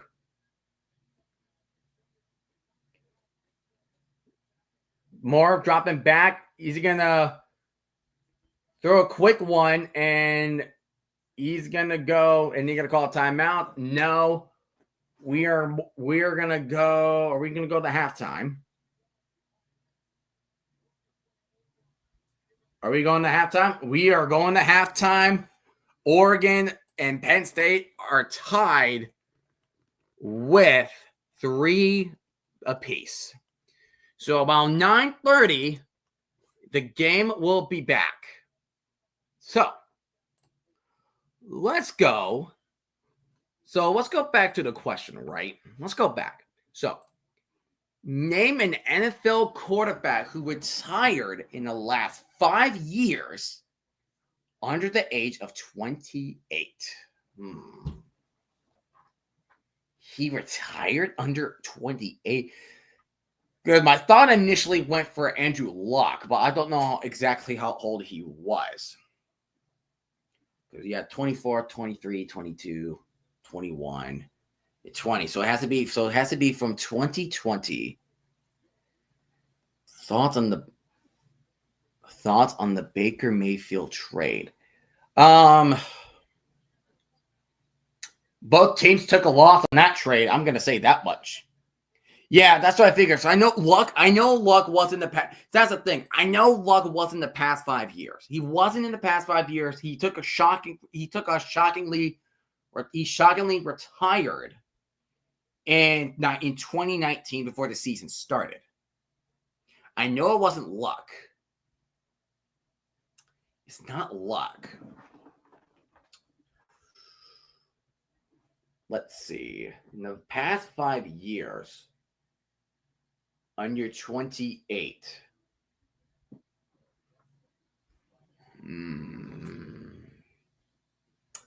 What team? What team are we talking here? Because I know for a fact it's not Luck. It is not Luck.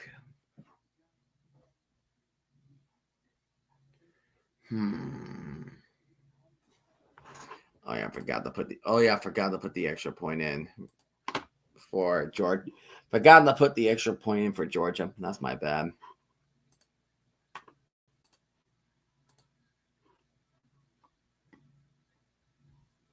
He played on the Jets? Jared Goff is a good option for Ibuka, and Evans now may feel mighty good with Amon-Ra. He played on the Jets?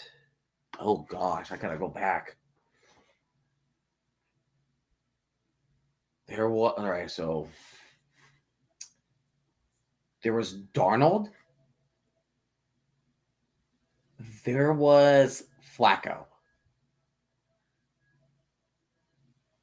Zach Wilson. Mike White. Josh Johnson.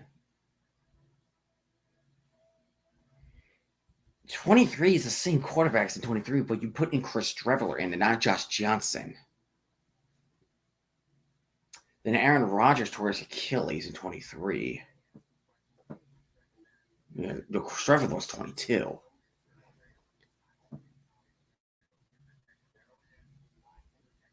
Um, 23 was kind of infamous because there was Tim Boyle. There was Trevor Siemian. I might have to say one of those names, right?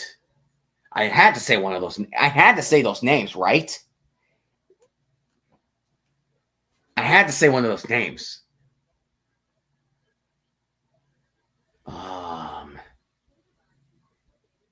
And it's not Fields or Taylor or Brady Cook, Adrian Martinez.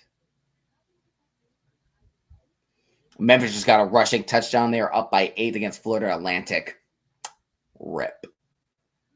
Memphis is good. Memphis, Tulane, North Texas, they are like top contenders for the playoff spot. But who is it? Who retired? Was his college? Yeah, was his college? What was his college?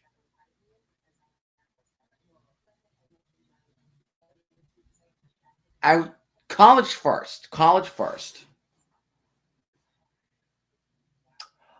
That's right. It's Jordan Travis, I believe.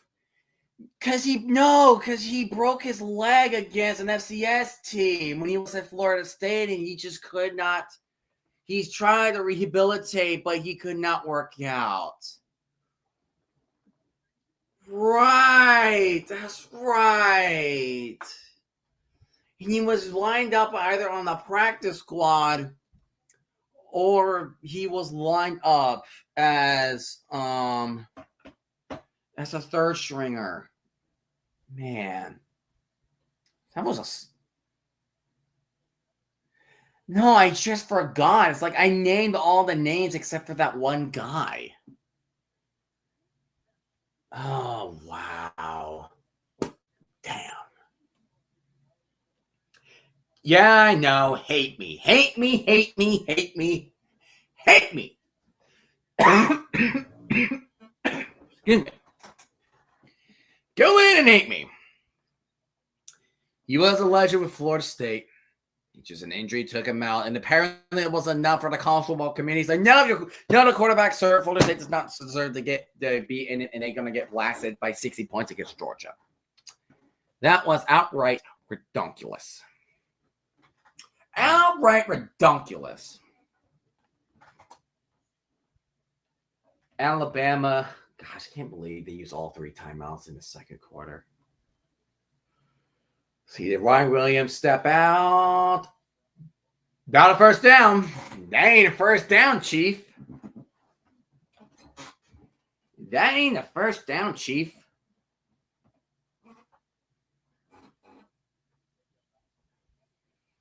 That is not a first down, Chief.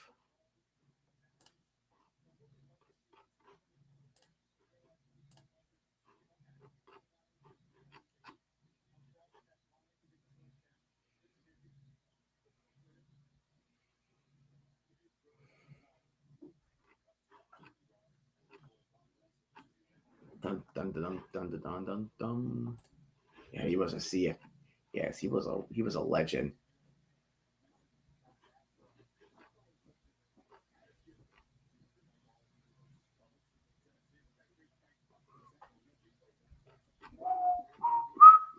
When was he supposed to take away from this game? 6-3 game. That was crap.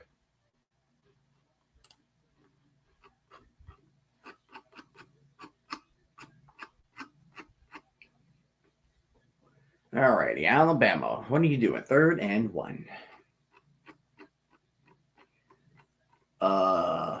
Dude, NFL has they uploaded a 21-hour video on the NFL Explained.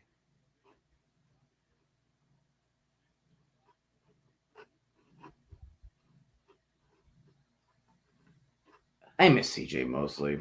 He was the captain on the defense.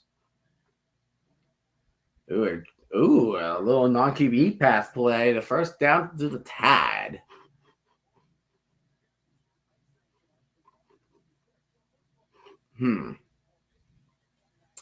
All right. How about this? Hold on. What should we? All right. You know how Jagger and I did like chat GPT? What should be a story? We need to come up with a little funny story or something. Trying to work with something here. Wide open Ryan Williams. I'm surprised he didn't drop it this time.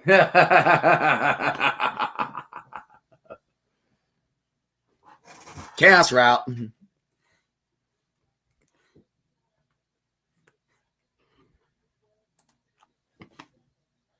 Excuse me.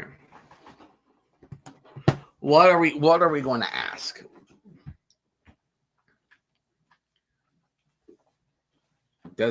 Williams was not looking for the ball. Where were you looking at, Chief? What direction are you looking at, Chief?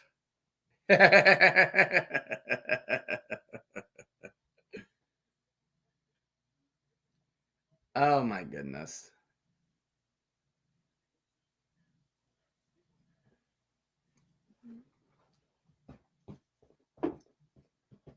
All right.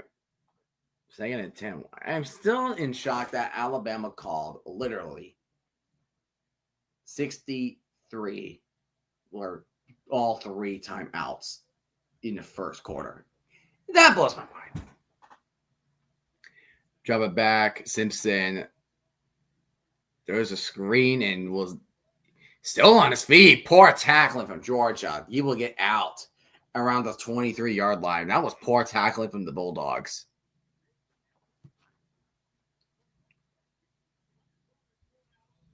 That was just a bad opportunity.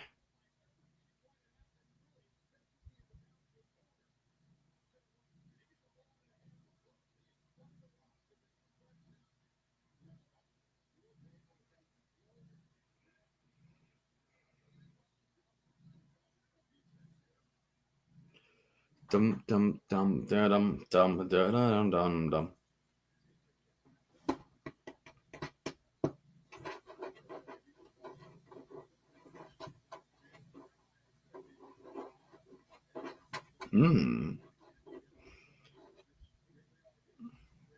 Apparently, there's some stuff with Dragon Quest 7 like reimagined that they are cutting off. They're cutting. Intriguing.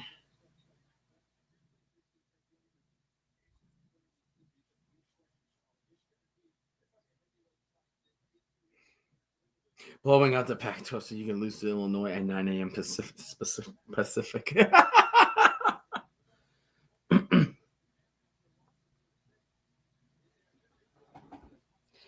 Darren Waller's making his Monday. Is going to make a debut on Monday night for the Dolphins. How will that turn out? Hell no. Dolphins and the Jets are garbage, but the Jets are more garbage than the Dolphins.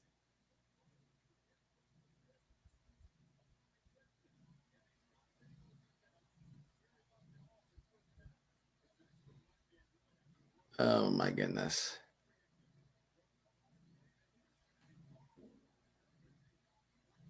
Let's see. What does Alabama do here? 3 wideout sets. Simpson's dropping back. He's going to throw on the run, not a first down, but it will be out at the 19. Penalty marker on the field, though. Penalty marker on the field. Holding on the defense. Intriguing, Georgia. You're trying to blow this game away, aren't you? Not ideal.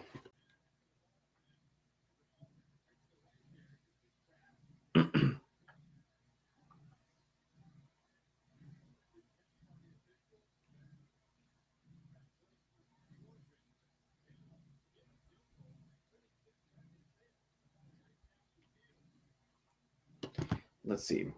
First down and 10 after Georgia commits a holding penalty.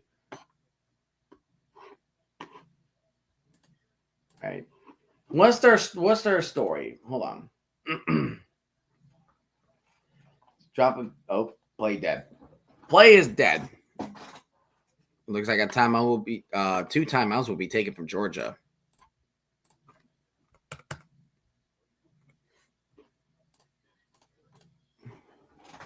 All right. We got the upset couch. Let's see. Missouri State beating Western Kentucky. Missouri's first conference play beating Western Kentucky. That is always something good. 28-10. You keep blowing them out, South Carolina. Keep on beating them to a bloody pulp. Keep on beating them to a bloody pulp, please.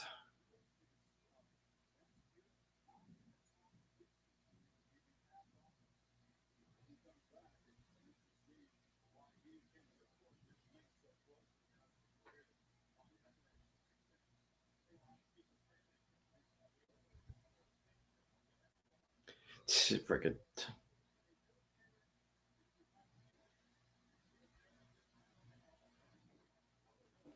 See, 1st and 10 for Bama at the 13.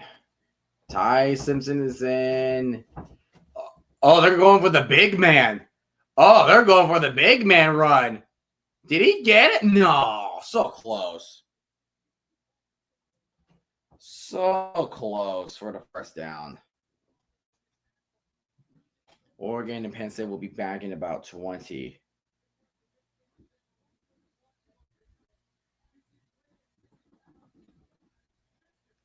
Dun dun dun dun dun dun dun. Boop. Ah. All right, Ken, you want out? Here, I'll let you out.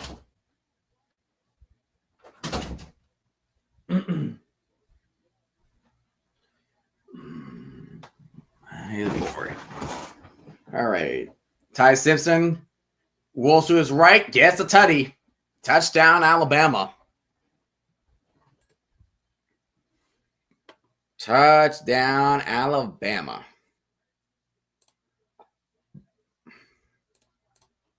Now they are back with a probably 10-point lead over Georgia.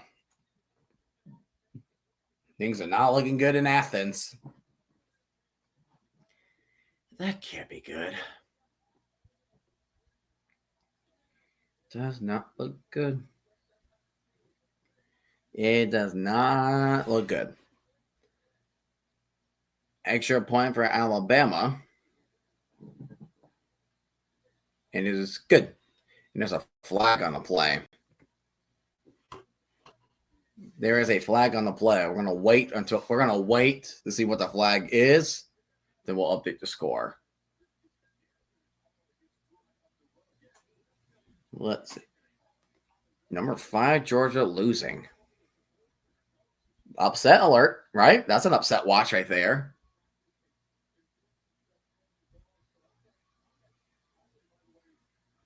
That's an upset watch. Personal foul, leverage. Is going to be enforced at the kickoff. Damn. So, sucks to suck. But look at the big offensive lineman go. Nobody can stop the big man.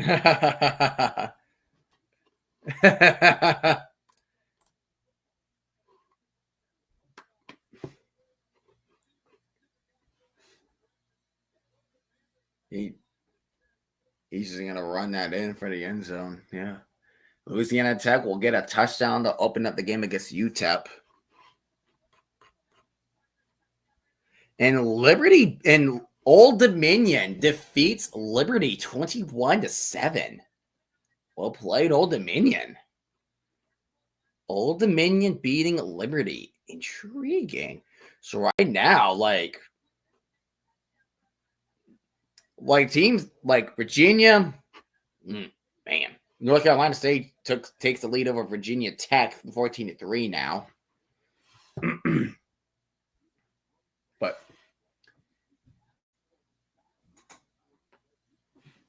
Georgia. Western Kentucky retakes the lead. Yeah, they take the lead 17-16.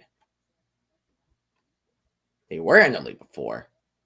Marshall, Louisiana are tied at half. They're going to try to do a little squib kick, and it's just bouncing around. And that's a great squib kick for Bama. And Georgia won't even make it past it at 15. So why not give it a little squib kick, you know? Why not give it a little squib kick? Give some deliver Georgia some unpredictability, right? Deliver some predictability. Oklahoma State, bad. Baylor is number 45. Man, Utah's quarterback has the same amount of touchdowns and incompletions. 5. And there's Georgia's running back. He gets to the freaking 23. Hopefully that will count as a first down.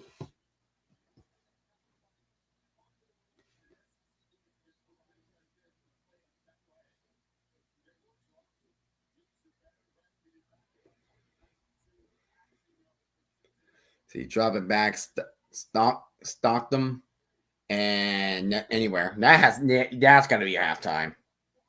All right, so both games are halftime. I think Penn State and Oregon are just about to reach the third quarter, while Alabama and Georgia are going to be in halftime. So for right now, we are going to focus our attention, of course, on Oregon and Penn State, like we have been before. All right. Alrighty, let's go ahead and freaking do this.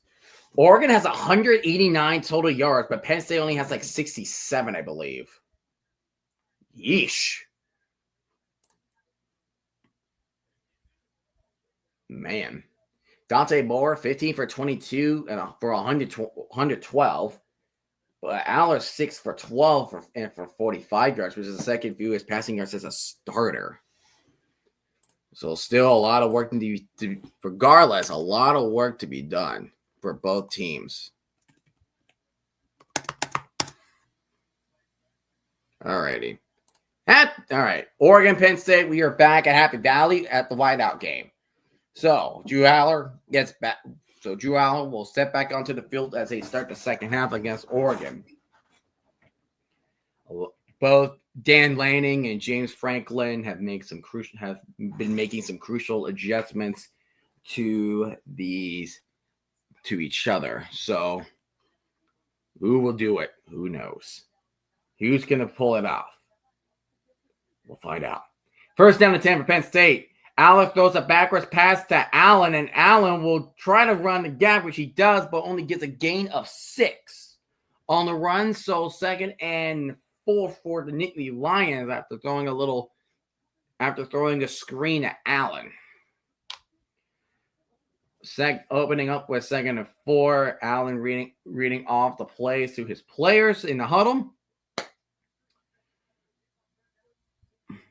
Oregon this game has been nothing but a lot of physicality on both sides of the ball. On both sides. A little end around with the receiver, and the receiver will not get the first down. He will be a yard short. The end around was carried by Trevor Penna on the carry.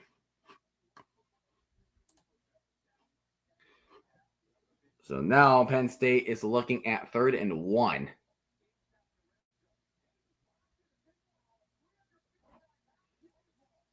Third down conversion, 3 for 8. So they have been getting it done. They're probably going to run it, which they do. And Singleton Allen got that.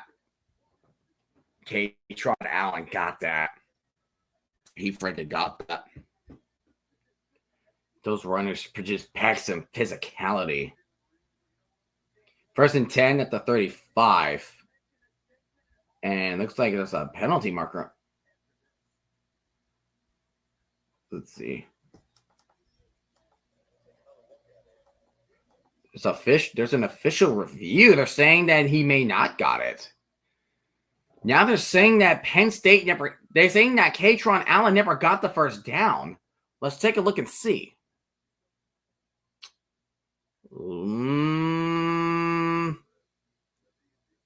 I can't tell with all those bodies.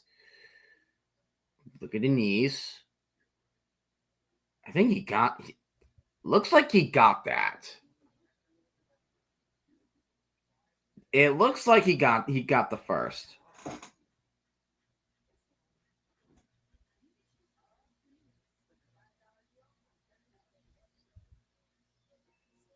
Yeah, that's what I figure. It's like I think they're double checking if he got to the first. I think they're like reviewing if he got to the first down marker for a tutty. But with that being but it's good. I figured he got a first down too. I figured he would get the first down. But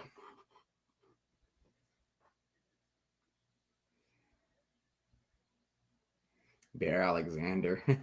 I like his name. I like how his name is Bear. I love it.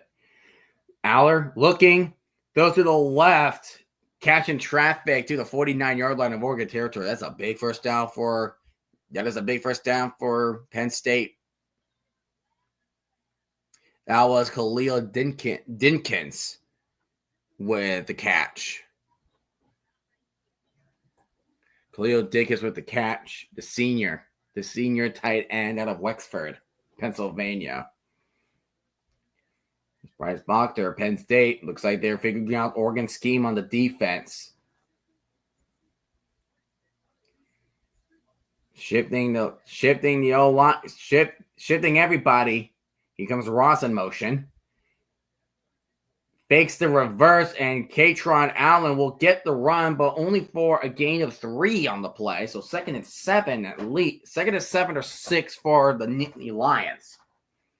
And they're going no huddle. Aller dropping back, and he's going to go ahead and try to run it, and we'll get the first down to the 37-yard line. That's a first down for Penn State. I think they're figuring out, or they have figured out Oregon's defense right here. And he was trying to look, but then he's like, okay, I gotta run. Okay, got a first down. All good now. Slowly but surely on the Penn State. It's a game of brute physicality. 1st and 10 at the 37. Takes the handoff. Aller tries to run, but he will get sacked on the play. Second sack of the night for the Ducks. That was Tatum Tuioti. Tuioti with the sack. And I thought he would just throw it away. I don't know why you want to take the sack right back there. Why would you take the sack back there?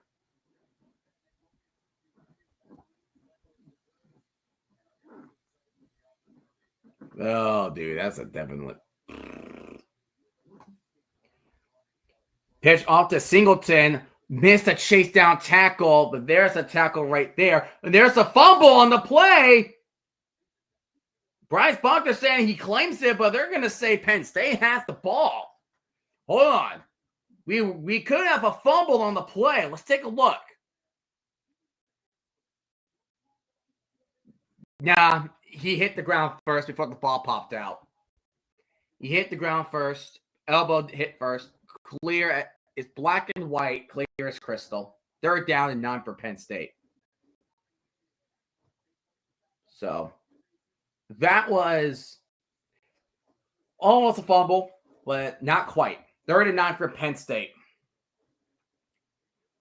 Penn in motion. Takes the pitch, but Aller will only get to the line of scrimmage, and that's Tuioti again making a big play on this defensive drive for the Ducks. 9:40 remaining in the 3rd quarter. And this game has been nothing but brute force for these teams. It's 2 teams making plays. It's not much of sloppy football. It's just that these 2 teams have much respect for each other on how physically dominant they could be on both sides of the ball. Penn State's going to get this a little pooch punt, and the ball will go to the end zone for a touchback, so Oregon will start the drive at their own 20 or 25. So, pooch punt almost worked out. When we come back for a commercial break, Oregon will have the ball for the first time in the second half. Alrighty. Virginia Tech scores a touchdown 20-14. They have started the 4th quarter. Liberty is 1-4. What the hell is happening to Liberty? What is happening with Liberty? They were once a great group of 5 juggernaut. Now they're mere Padawans. Old Dominion's 3-1. Wait, hold on. We need to talk about their schedule right now. Let's take a look. I mean, they lost a close one to Indiana, slaughtered Virginia Tech, convincingly beat Liberty. So now the rest is Sun Belt games. So they have Coastal Carolina, Marshall, James Madison, App State, Louisiana Monroe. They're going to be on national television against Troy, then Georgia Southern, and Georgia State.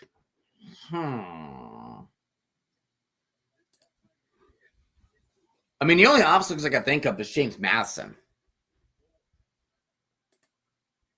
Thinking of James Madison. That could be good. That has some great potential.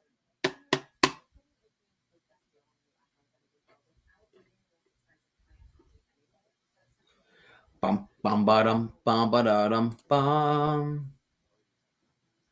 Oh God, is Penn State and Akron are playing? Oh dear goodness, no. Hey, you want to play some action on Tuesday and a Wednesday? Randomly?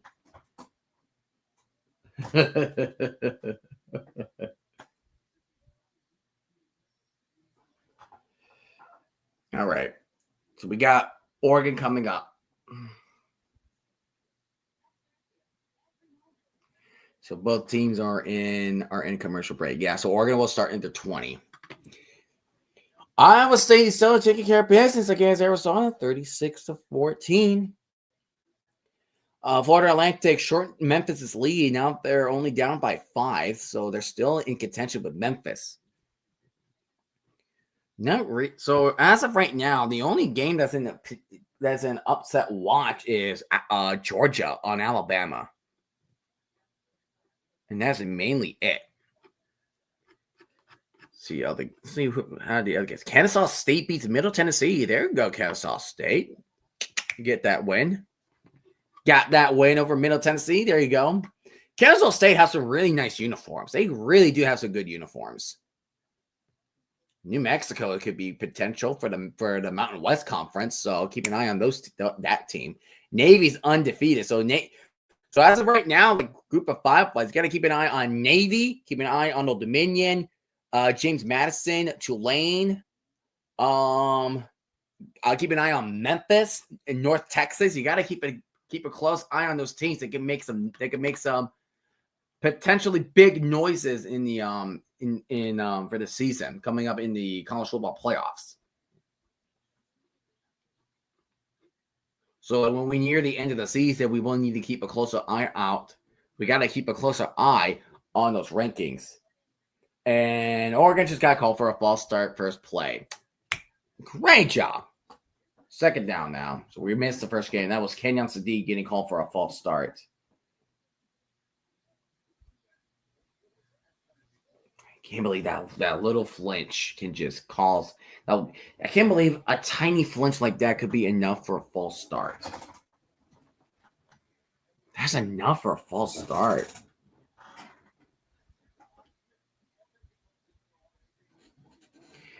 Handing off to Janie Lamar. And Lamar is going to get the yards back after the false start penalty committed by Kenyon Sadiq.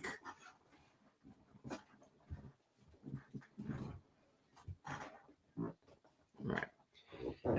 Oh, Iowa was so close to beat Indiana. They were so close. They were so close. Let's see here. Oh, Dante Moore, he's a redshirt. So he redshirted last year. Okay.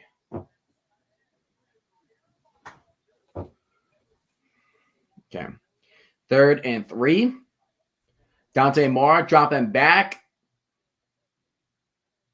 Oh, my goodness. Penn State so mad. Wide open. That's Kenyon Sadiq. Wide open. And there was a Penn State player getting mad. I thought that was going to be a holding call, too. I thought that was going to be a holding call as well on the Oregon. God, Lee, how? Like, look at number 33. He is, like, jumping, stomping on the ground because he wants that holding call, and I agree with him. Like, as much as I'm an Oregon fan, I'm going to say no holding. Like, that should have been a holding on the Oregon. How was that not a penalty? And, of course, Dante Moore got shoved out of bounds.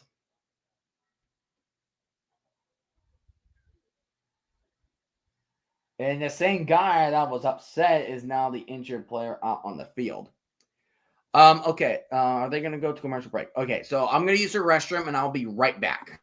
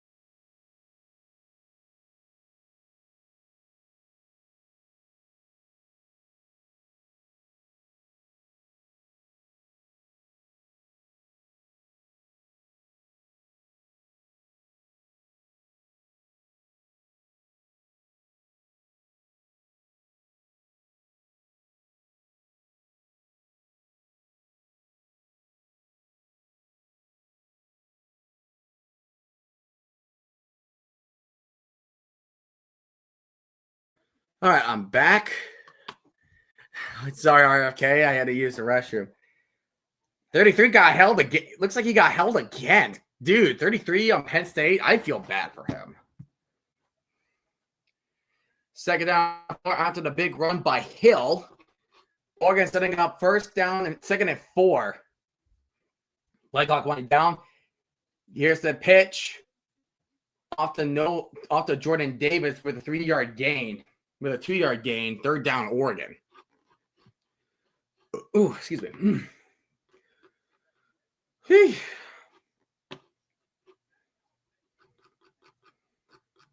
Who was number 33? Like, I feel bad.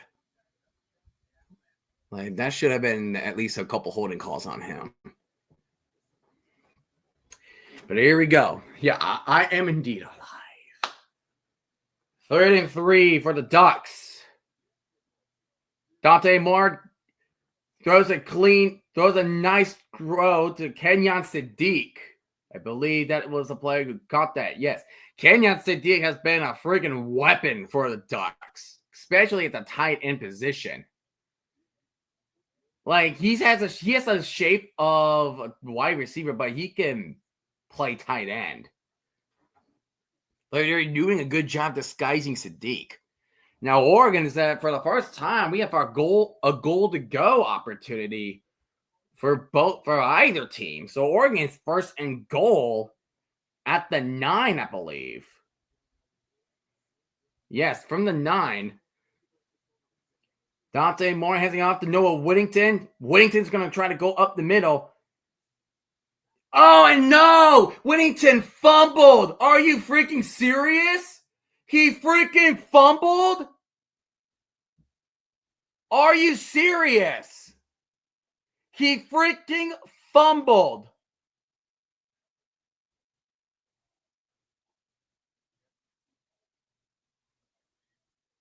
Are you freaking kidding me? And that's fumble too. That's Penn State ball. He freaking fumbled. Penn State got it back. We were on the first to score in 2. I do not recall taking Tylenol, but I know where you're going with this, and it is a BS claim, in my opinion. Then good as Dante Moore was there to stop for preventing it to be a scoop and score. Dak nabbit. So we could have had points right there. We could have had points on the missed field goal. Man. Penn State. Like, Oregon's making big plays, but they just can't get the job done. That fumble just is probably it's going to be the turning point of this game. And Alabama and Georgia just got back from halftime. Are you freaking kidding me?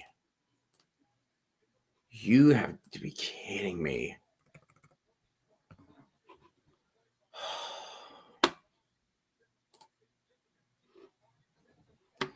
Penn State. God darn it.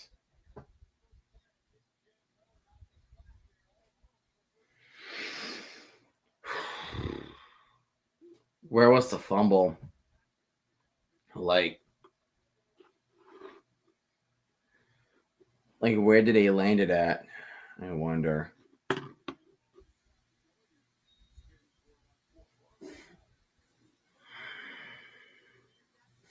Unfortunate.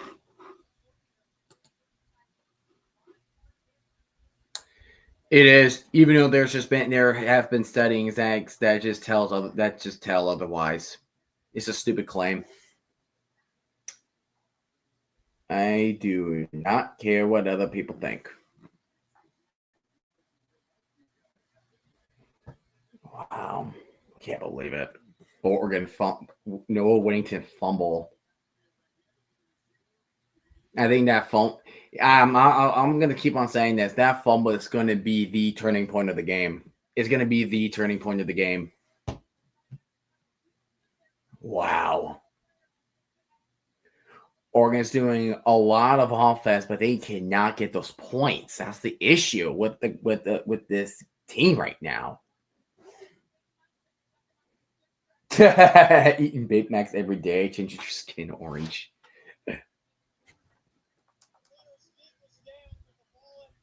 Oh, big news. Oregon gets the ball back. Was touched. His knee touched. Right there. His knee touched. Oregon gets the ball back. Oh my God. Woo! That was a close one, boys. That's a close one. That little blade of grass saved the fumble. That knee on a little leaf of grass saved the big fumble return back. Godly, second and goal, Oregon. Oh my gosh.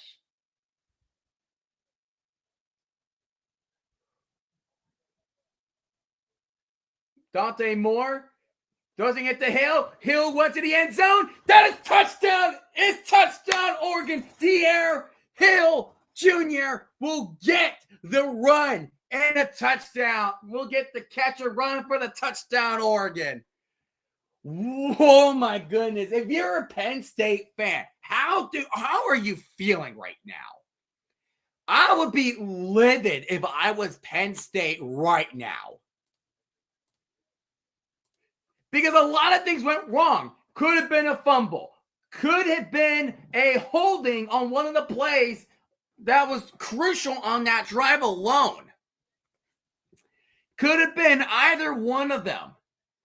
But now the result is Oregon with a touchdown on an 8-yard catch by De'Aaron Hill Jr. as Oregon takes a 10-3 lead. Targeting on the whole Oregon offense. Also, Penn State wins. Taking a cupcake game. Like I said, this game is physicality. That's what you saw. That's what you saw last year, right? Between Oregon and Penn State in the Big Ten championship game. The game was it's the opposite of what we saw. It's not as high scoring as it was last year. But what was still there similarly, it's the physicality of these two teams. Last year, it's like punch after punch after punch after punch. Now they're just shoved. Now it's more like a shove match. And whoever gets that strong enough push to the other side is going to win. If it's not a top 5 team, it's a cut for anything. Oregon's not top 5. They're number 6. Oregon's number 6. Oregon's number 6 they're ranked 6. That's the weird part. Oregon's number 6. Memphis has took, oh my goodness. So Florida Atlantic on Memphis's red zone territory. See Ty Simpson. He's looking. He's going to roll to his left. Fires a missile. Oh, and the receiver slip. It's incomplete. There will be no penalty flag.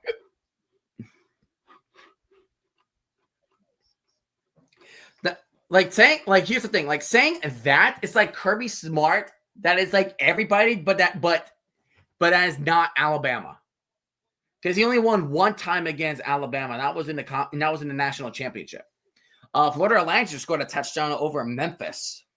They're in the fourth quarter. So, you know what, RFK, because you requested how Syracuse is not there. If Memphis loses, I'll put Memphis down. I will put Memphis up on the upset couch. I will do that for you. I will do that for you, my friend. I will definitely do that. I would do that. Kentucky's still down by 18. Still down by 18.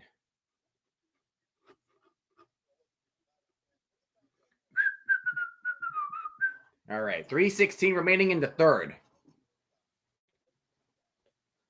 3:16 remaining on that scoring drive. Dante Moore went 4 for 4, 45 yards and a tutty.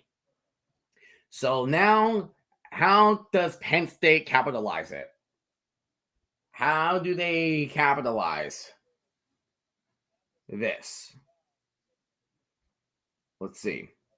So Oregon will kick it to the end zone for a touchback. So Penn State will get the ball at their own 25-yard line.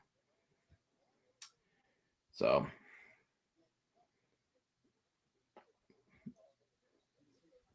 the physicality, I'm telling you, it's the physicality. Like when you have these two teams go up against each other recently now, like from last year and then today, it's physicality. That's what you're seeing a lot right now. First and 10, Drew Aller will do an RPO slant over to a receiver, incomplete. Who is number 1 in the roster? I'm not seeing anything with that.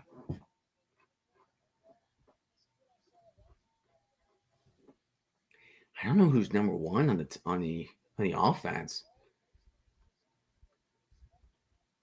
I'm not sure. Second down and 10 for Penn State. Second and 10 from Penn State. Screen to Singleton, but he's going to get no gain. What a great tackle for loss on the Oregon defense. Believe that was Jaden Kennedy with the stop on that little screen right there. He just got through. He got through one of his blocks on the receivers. So good work for IM. He worked low and then he got to Singleton. I mean, that's what you need to do. Go low. Third and 9 for Penn State. Penn goes in motion. Aller dropping back. Aller's getting trampled, and that was almost intercepted by Oregon. There were 3 ducks surrounding Aller. Mateo Uiagalelei was one of them. There were 3 ducks surrounding. Oregon's doing a nice enough job. He comes to Ioti as well. And that was almost intercepted by Aaron Flowers. Look at that. There's Uiagalelei, Amari Washington down on the field. There was a lot of ducks, and Aiden Braylon was all over Aller, and Oregon will call for a touchback at the 25-yard line. So that was a quick 3 and out for Penn State. So Oregon's defense did the job again. Yeah, so Oregon's defense have done the job. They have done the job. First and 10 for the Ducks.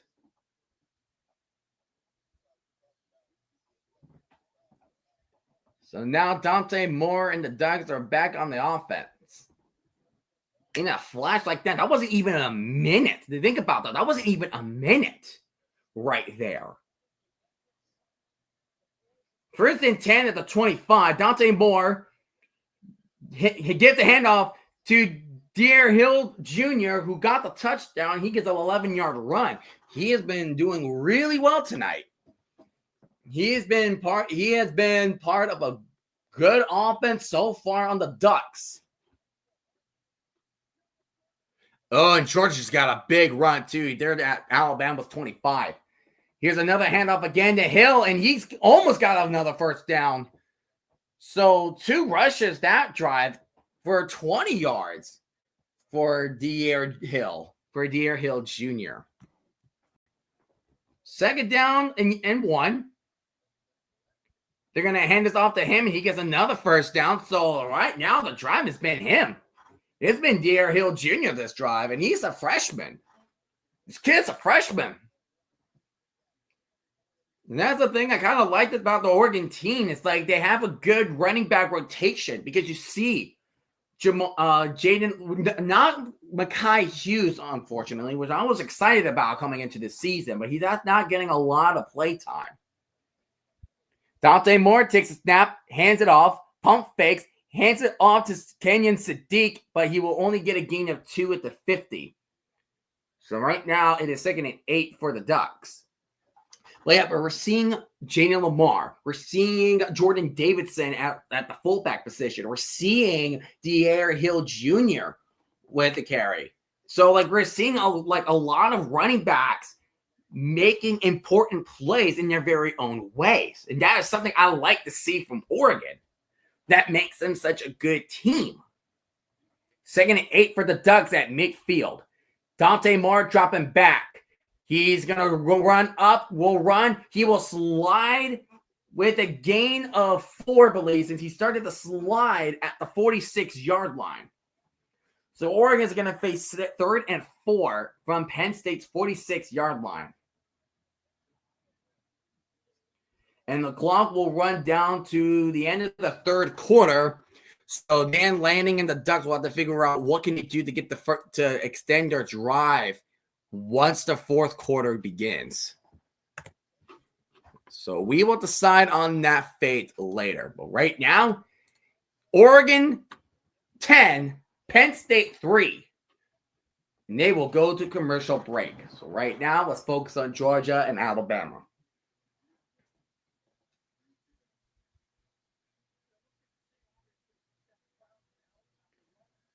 Oh, they're looking at a targeting call? Oh, boy. Alabama and Georgia, they're looking at a targeting call. Remember, if you get ejected for targeting in the second half, that means you are going to miss, you are being suspended for the first half of your next game. Remember that rule. I don't think a lot of people knows that rule. But if you get ejected for targeting or any other reason, you are suspended for the first half of your next game. And you're looking at number 22 on Alabama for targeting. So if he misses, so if he gets ejected, he will be suspended for the first half of the Vanderbilt game next week, as an example. Things are looking dire for right now for either teams. Let's take a look-see. Oh, targeting 23. He will be ejected and will not play the first half at home against Vanderbilt. That was James Smith, who got disqualified for targeting. He will not play in the first half against Vanderbilt next week, since the targeting happened in the second half. Quite unfortunate. Now Georgia has a 1st and goal opportunity. Rip-a-ronies. Just rip-a-ronies. Just nothing but a bunch of rip-a-ronies. Iowa State is just taking Arizona out to the desert. They're going to win that game. I don't think he got it. I think his knee was down. Yeah, well, the official just called it saying his knee was down.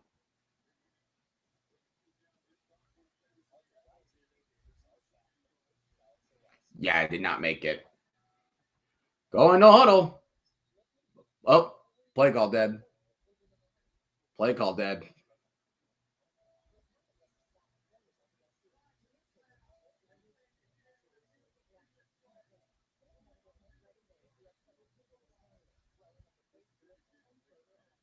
Well, they were reviewing it. Well, how? Why would they? I don't know why they would do that to them.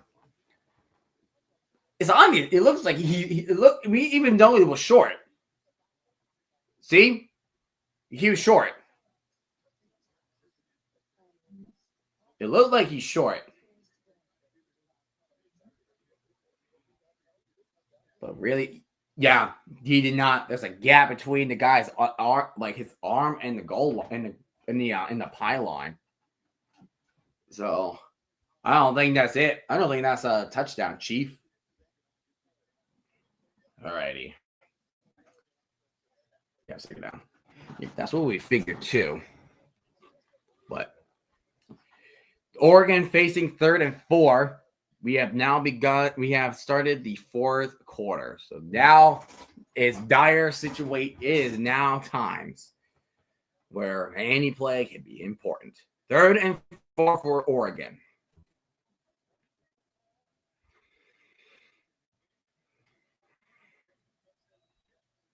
Third and 4 for the Ducks.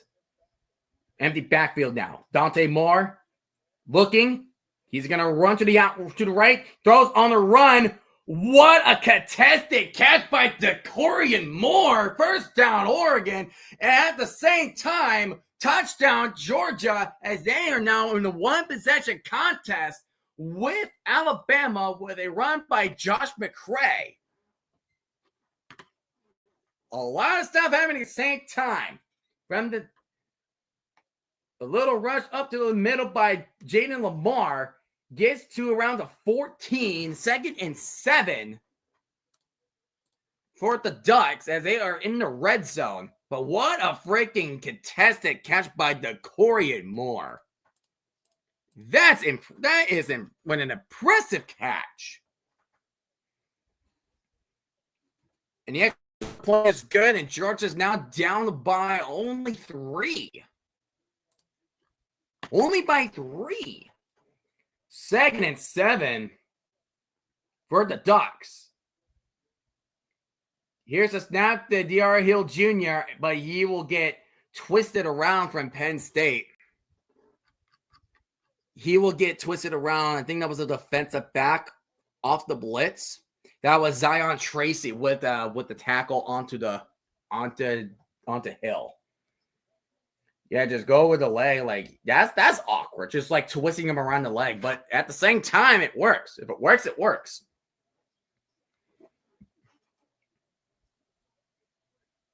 Right now, Alabama and Georgia are in a shootout. Oregon and Penn State are in a grudge match. Dante Moore dropping back. He's going to run out of there. He's going to try to go for the first down. Dives for it. And they're going to mark him short. They marked him short.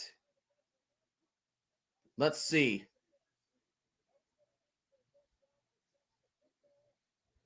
Does not look, it looks like he did not get it. So 4th and 1, and Dan Lange's being aggressive. They're Oregon staying out on the field. This is their 5th attempt going for it on 4th down. Holy crap. And then Oregon's going to call their first timeout of the half. That is some risky maneuvers, Dan. Take your freaking points if I was you, man. I get you like to be aggressive, but take your damn points, man. Come on, man. Take your damn points. That's it, man. That's all I wanted, man. That's just all I need.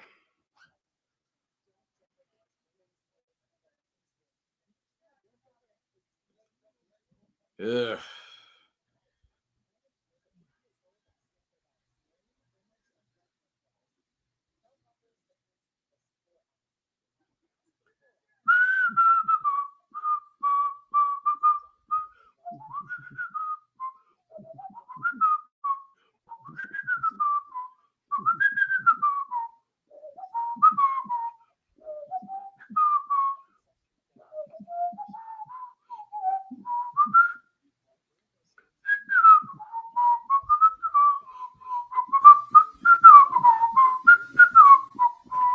Sorry, just whistling.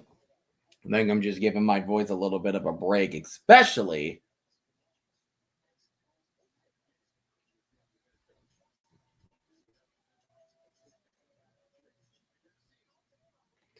but look at that, 33 consecutive wins at Sanford Stadium. Golly, that's a lot of wins in a row at your home field, at your home turf. Let's see, Virginia Tech is in the lead, 23-21. They're going to try to close it out. All right, Georgia with a kickoff. And touchback, Alabama will get the ball. Now, where are we going for College Game Day next week? Where are we going? Virginia beating Florida State. I'm still impressed.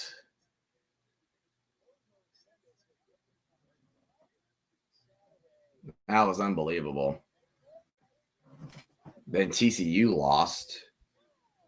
Then TCU lost. USC lost earlier. And LSU will take the L.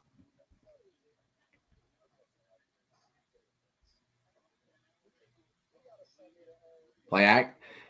Simpson's trying to throw for a pass. There's a good blocking up the middle. It's a nice blocking. Did not get you a lot of yards, but it was a potential blocking that made you to get more yardage. So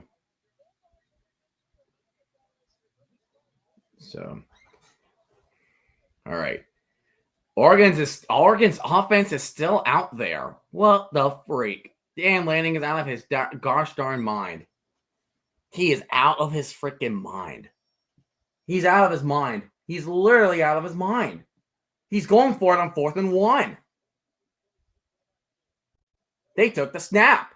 He hands it off to Jordan Davis. He runs it for the touchdown. Touchdown, Oregon. His 5th attempt of going for it on 4th down. Results in the touchdown. Dan Lanning is fired up. Jordan Davidson, the true freshman, will get his first touchdown of the day. Oregon takes a 16-3 lead. Holy Toledo. Wow.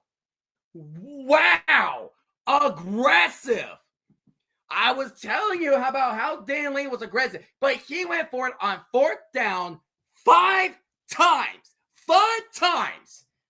He only failed 1 time, but that was earlier in the game. But that was a gutsy call. Instead of for 3, he goes for 7. He is like the college football version of Dan Campbell, for crying out loud. Holy hell. Unfreaking real. Dude's the new. He's a college football version of Dan Campbell.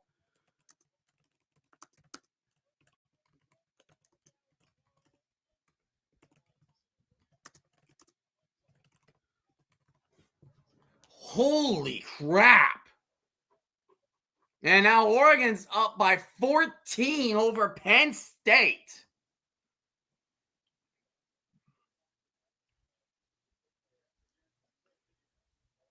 That is unreal.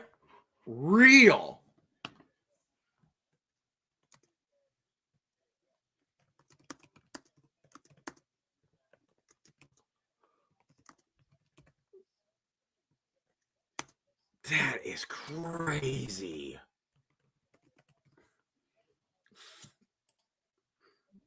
He's college football's Dan Campbell. I kid you not. So now Georgia and Penn State are on upset watch. And the ball will be kicked for a touchback.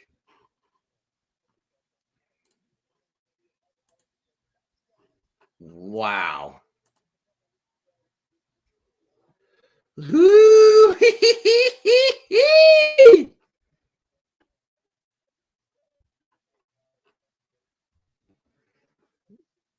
Oh, Micah Parsons. Hey, Dallas, do you need a guy like him? Oh, yeah. You're facing him now. Alva throws in the middle to the tight end only for 9 yards. 2nd and 1 for Penn State now. Penn State now is now at go time. Luke Reynolds with a catch for 9 yards. 2nd down and 1 for Penn State. Penn State now needs to find touchdowns. They got to find touchdowns now.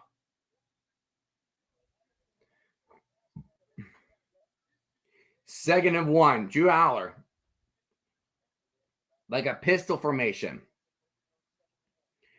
Ross going back. Hands it off to Allen, and Allen past the 40, past the 45. Tries to break a tackle. He thought he could shake it off, but he will get surrounded and will be down at Oregon's 47-yard line. I thought he was going to break free. I thought Katron Allen was going to break free. But Bachner was trying to hold on as much as he can. Allen dropping back, further back. He's going to dump this one off to Penna. Penna gets a first down, and he will be pushed out of bounds at the 36-yard line. And, some Ducks are trying to talk some crap to Penna right now. Probably not a good time to do that. Hold on now. That's not a good time to do that. Penn State working at 1st and 10, just under 11 minutes on the game clock right now.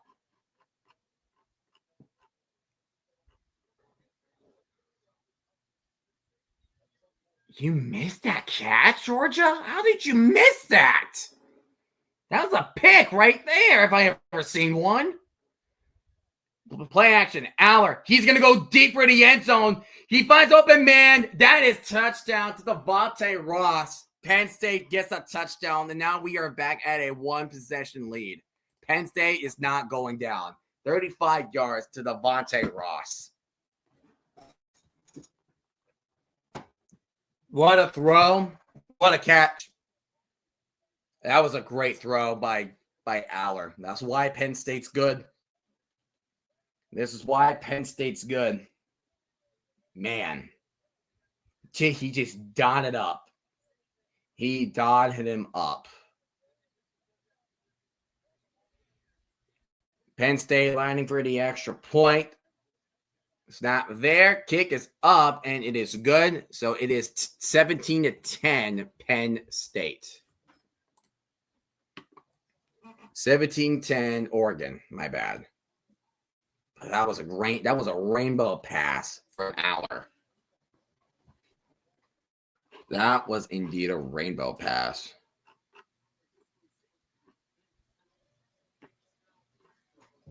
But both games now at 1 possession. What more can you ask for? What more can you ask for? I think Memphis might run away with it against Florida Atlantic. San Jose might run it away with Stanford. Boise State. Business. South Carolina so far. Business.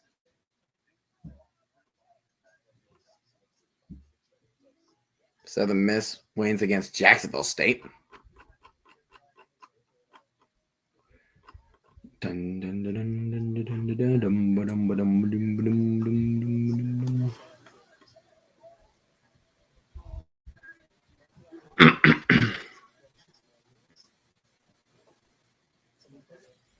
23-21 Virginia Tech over NC State. So 10:30 remaining. Oregon's up by 7. Alabama now only up by 3. Still in the third quarter though. So anything could happen with these guys. But anything could happen with these guys though. That's the thing.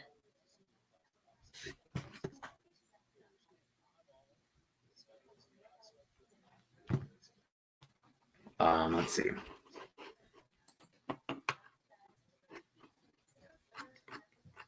Clemson trailing or early at the bye.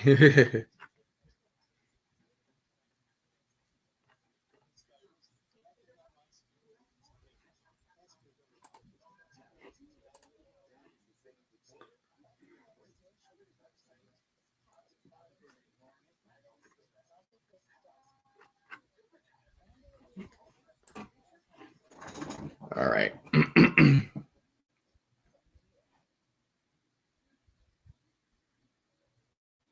All right, so Oregon gets the ball back. Penn State got a big response. So now Oregon needs to respond. Now Oregon needs a response.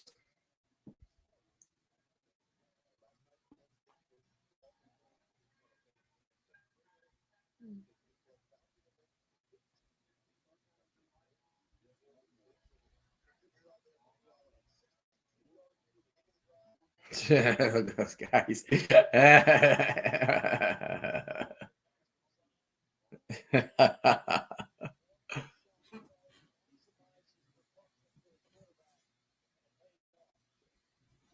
All right.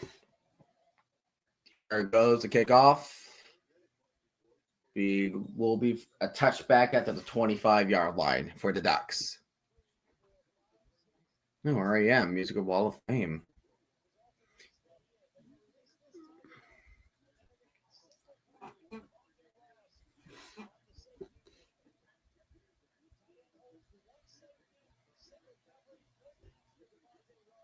Yeah, they just figured out they just exploit that coverage.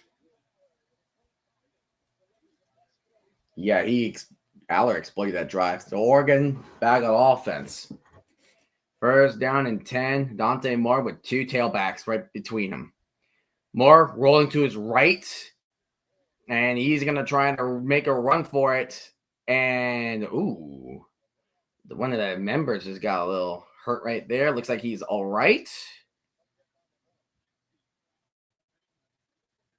And hopefully Dante Moore is all right. That was a little bit, and he fumbled out. It looks like he fumbled too. Yeah, he did. He fumbled. And that was a little bit of awkwardness right there. But he let go the ball when he went out of bounds. So that's not. So at least he didn't fumble when he was in bounds. 2nd and 6 for the Ducks. Hands it off to Lamar. Lamar gives a 3-yard gain, so 3rd and 3 for Oregon. Alabama now facing 3rd and 10.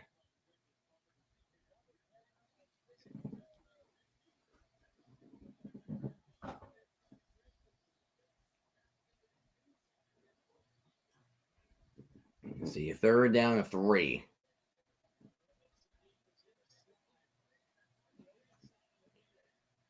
In shotgun here, yep, there's Sadiq in the slot. Jalen Lamar, Dante Moore throws a short pass. That's caught. That is Gary Bryant with a first down for the Ducks. The drive will continue. And incomplete from Alabama. It is 4th and 10 for the Crimson Tide. But great job with Bryant's awareness. Get to the sticks for the first down for the Ducks. Don't really need to go any more deeper. Just try to get to the sticks. And that was just a good contested catch. So, first down for the Ducks. Dante Moore takes a snap, hands the play action, and it's Gary Bryant again with a 5-yard pickup for Oregon. So, it will be 2nd down and 5 for them. And that was a little bit of an ugly punt. That's a little ugly punt, but that could have been picked off. Could have been picked off a little bit. 2nd down, 6 for Oregon at the 40. Or the 39, whatever you want to call it. Dante Moore throws it off his back, incomplete. So 3rd down, 6. There's look like a little bit of a miscommunication between receivers.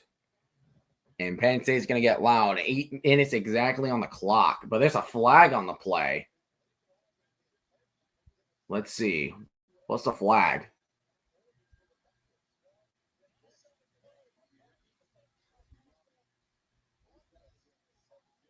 Damn. Oregon got called for unsportsmanlike conduct on Harkey, number 71. What did you do?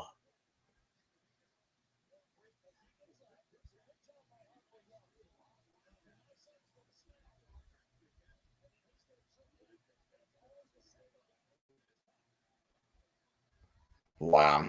You got to keep your cool, Harkey.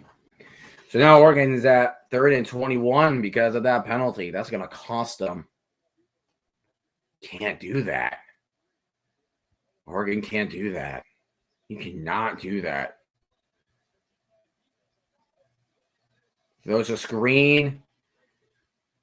Gary Bryant will get to the 33, but that momentum ended with that penalty. You have got to be kidding me. Got to keep it together, Larky. You have got to keep it together. And with that penalty, now Penn State has a chance to tie the game up. Penn State can tie the game up. Halfway through the fourth quarter with 7:30 and the clock ticking down. Oregon will punt it.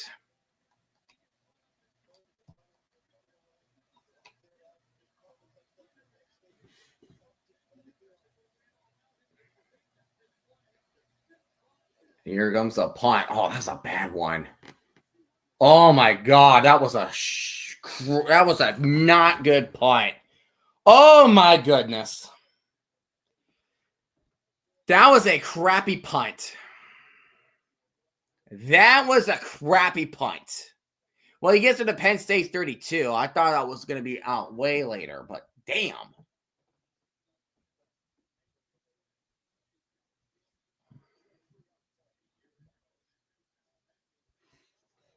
But again, I thought it was a crap kick, but Penn State has it in their own 32.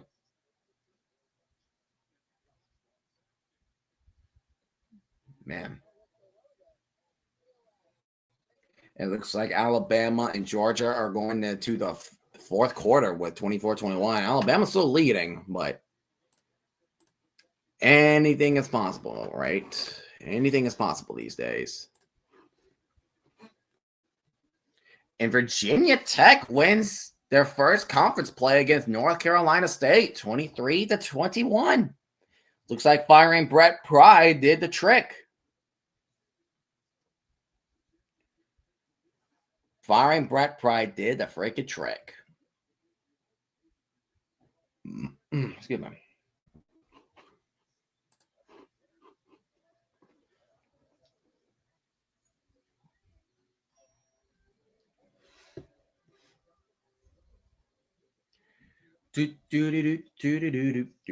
All right.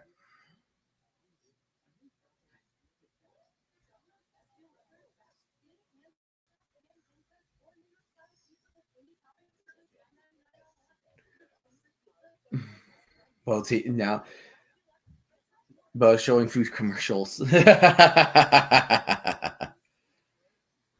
But how much time we have? We have 7 minutes and 7 seconds at Happy Valley.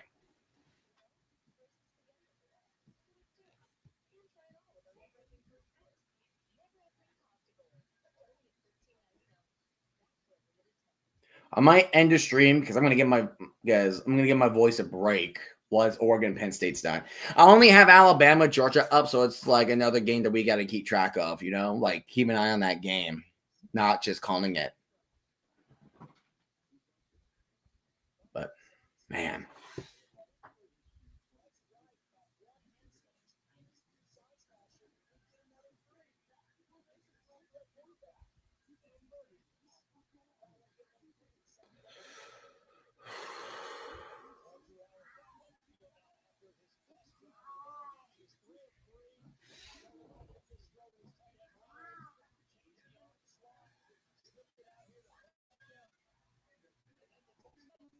Is it? Yeah, they say Pena, so I didn't think I was mispronouncing Trevor Pena's name. Whoopsies. But Drew Aller is back. They're gonna try to attempt a tie with Oregon at the 38. Aller passed behind Luke Reynolds, the intended target, incomplete. 2nd and 10 for Penn State.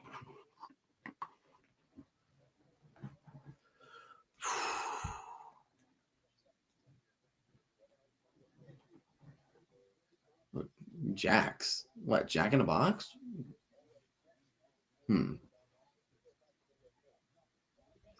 Second down and 10 for Penn State at their own 38.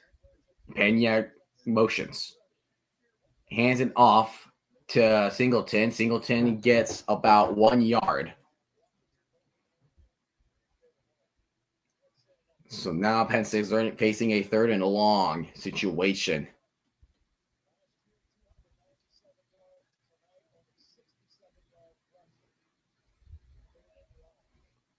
Tackled by Amari Washington. And we have a player down. I think that is Tuioti. That is down on the field. That guy has been That guy has been a monster at the defensive lineman. That is not good for Oregon. Oregon needs that kind of physicality, and they're gonna step aside for commercial break with 6:52 remaining in the fourth. Man, not good. So Georgia right now. So Georgia, 21, down by 3.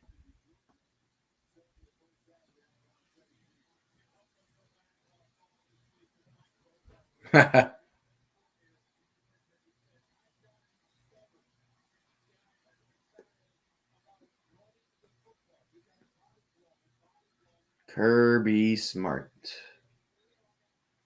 They're in the red zone. Knock, knock, knock. Got a knock, knock, knock. 215 rushing yards for Georgia. That is unreal. That is unreal.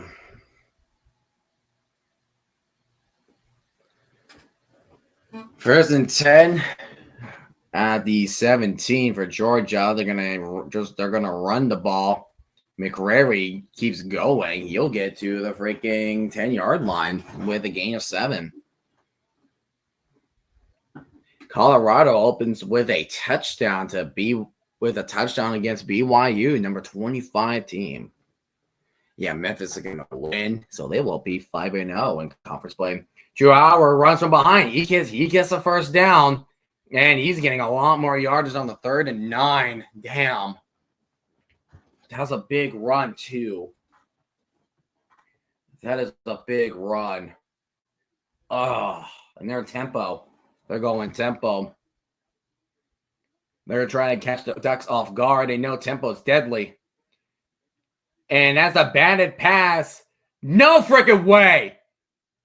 Okay, they're saying incomplete. I was about to say, there's no way he caught that. It looked like he caught that.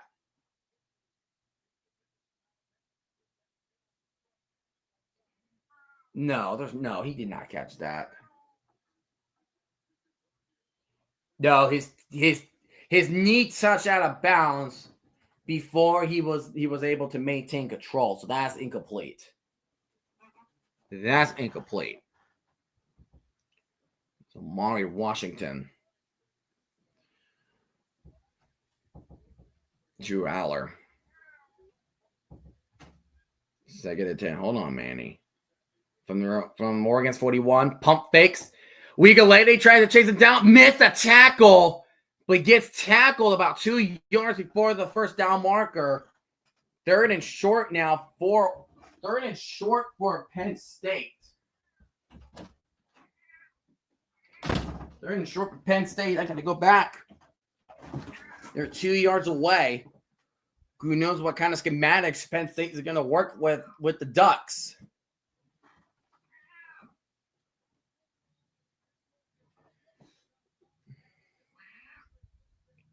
See what is going on here. Is it a timeout? Are they resetting the play clock? What are they doing? Let's hear. 6 minutes, 9 seconds. So they're resetting the game clock. So 6 minutes, 9 seconds. So there's a second difference.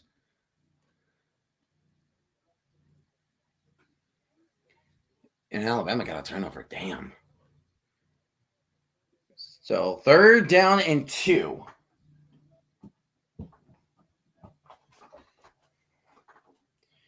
Third down and 2 for Penn State.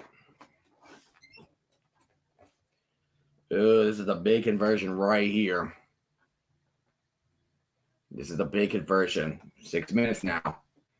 Snap. Hands it off to Singleton. Singleton does not get it. He's a yard short. Singleton's a yard short. Penn State might need a goal for it here. A field goal's not going to be enough. Field goal's not going to be enough here.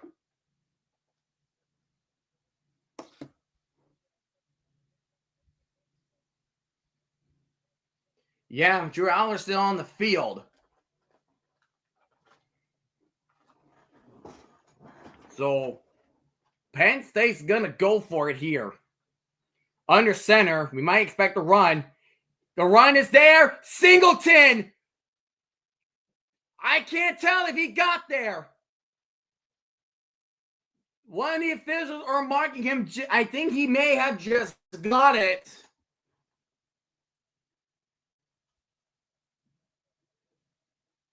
I can't tell from that angle. That's a tough call. That's a tough call. You can't tell what the ball is. You can't tell what the ball is because the fact that he was surrounded by so many football players, so many Ducks and Lions are all over him. Where is he? That's the real question. Where is he? They're going to give it to him. So first down, Penn State. Play action. Aller looking. And he's going to get tackled with a gain of 3 at the 27 at Oregon territory. Oh, my goodness. Clock just rolling. That's all they're doing. The clock will just keep on rolling.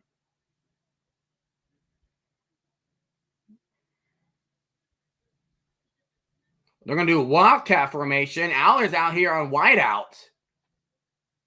And that play is going to get called dead because there's going to be a false start penalty on the Penn State. Because one of the players have jumped.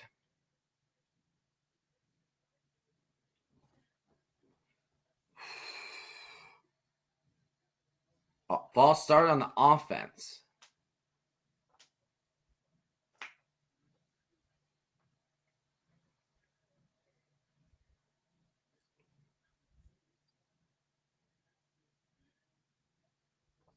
They look like they just moved before the snap went off.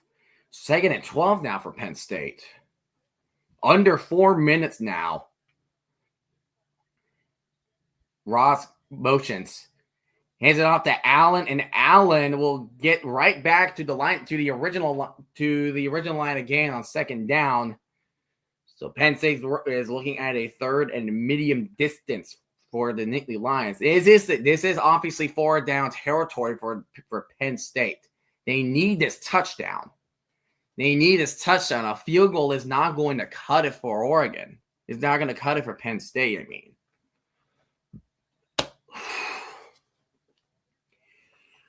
Okay, 3rd and 7.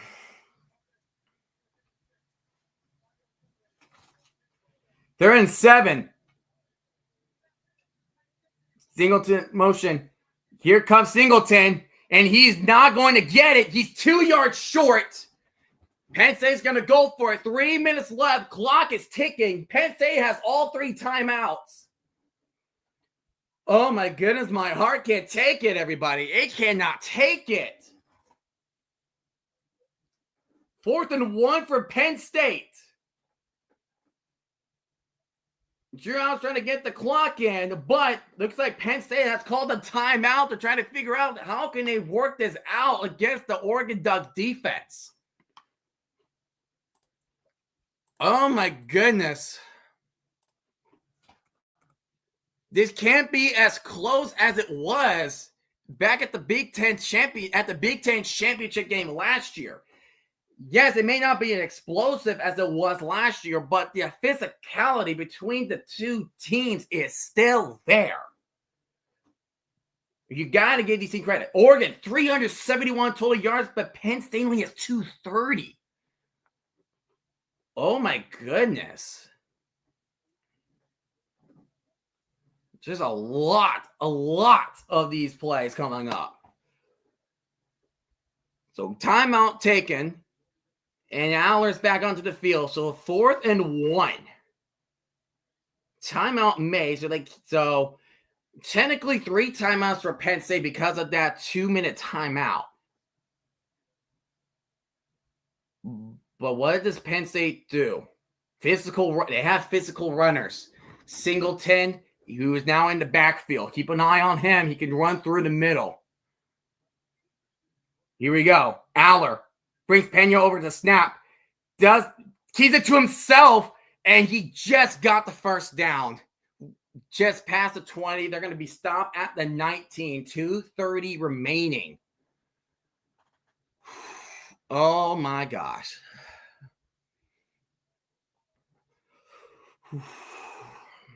Come on now. 1st and 10, Penn State. A touchdown and an extra point will tie with Oregon. 2:10. We're probably gonna have one more play before the 2-minute warning. Luke Reynolds checking to see he's good. Here comes the play. Aller dumps it off to Allen, and Allen makes a cut to the right hash, gets to the 15, but he's still pushing. Still pushing. Holy crap. But they're gonna stop him further back for a 7-yard gain. But we are in a 2-minute timeout with 1:47 remaining.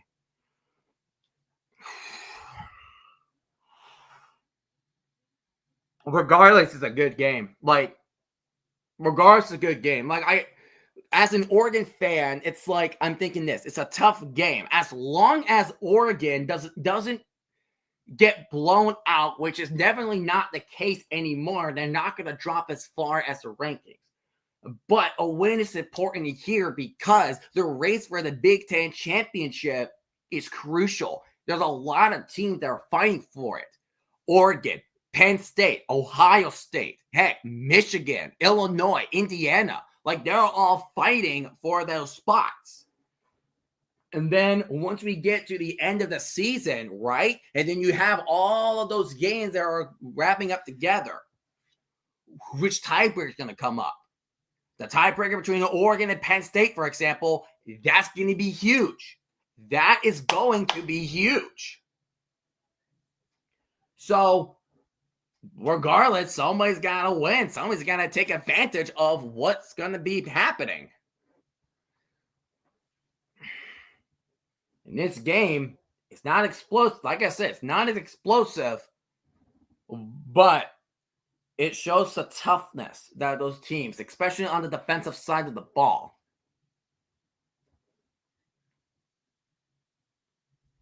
And Drew Aller is dangerous. He can use his legs.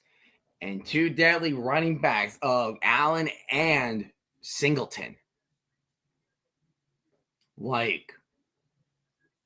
This is how Penn State was so good. It's not only that offense, but also the defense too. It's giving Oregon a little bit of trouble as well. So right now we're just waiting. Both games are on commercial break. So both games are on commercial break.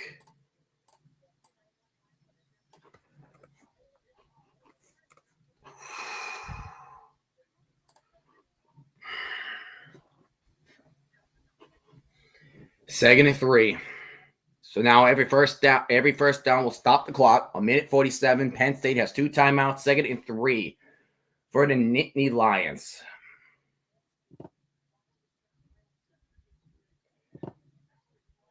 Penn State is going to go still in the huddle. Because once Oregon gets that ball, they're not going to shut up. They are never going to shut up. 2nd and 3 for Penn State.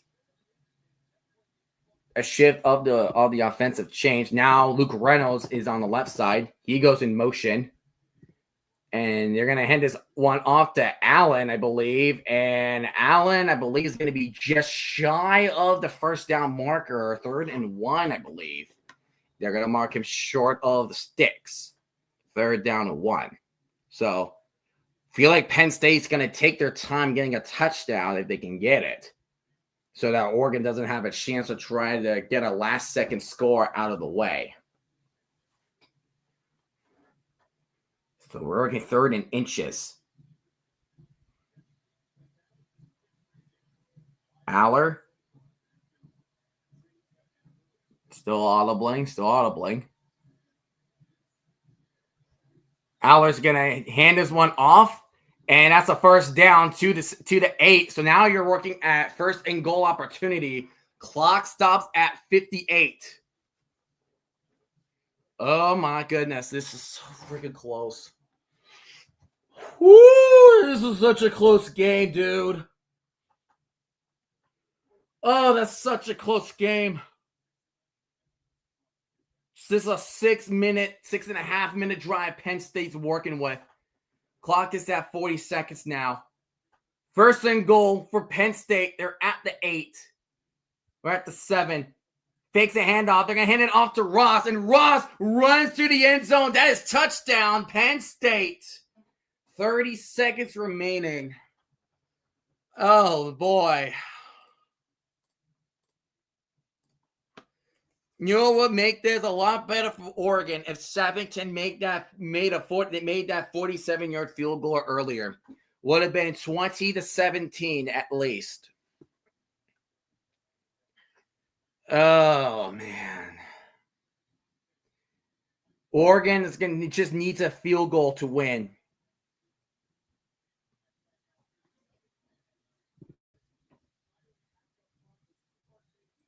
Jumping over. And we're tied at 17. We are tied at 17. Oh, my gosh. They faked everybody. They thought it was going to be handed off to Singleton, but Ross with a little shot pass, which is a passing touchdown now for Devontae Ross. So now Ross has 2 touchdowns of the night. He's responsible for 2 touchdowns of this game against Oregon. So now Oregon tied. 30 seconds, 2 timeouts. And Georgia, what a rocket. What a catch. Damn. Gunner just threw a freaking missile. He threw a missile. 2 touchdowns tonight for Devontae Ross. Excuse me. So now we're working for 38 seconds. All right. Penn State getting ready to kick it off to the Ducks. We might settle this for overtime.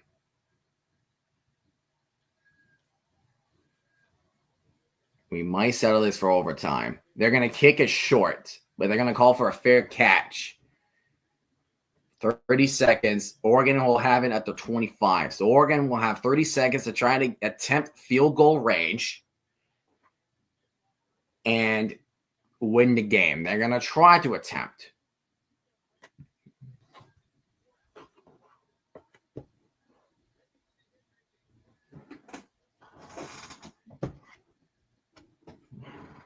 There you go. 1st and 10 for the Ducks. Okay. Atticus Sappington is practicing his kicks. For a quad set on the bottom of your screen. Pass it to Corian Moore. The Corian Moore tries to break his tackles. He only gets a gain of 2. And no time was made. They're going quick with it. Dante Moore in shotgun. Takes a snap.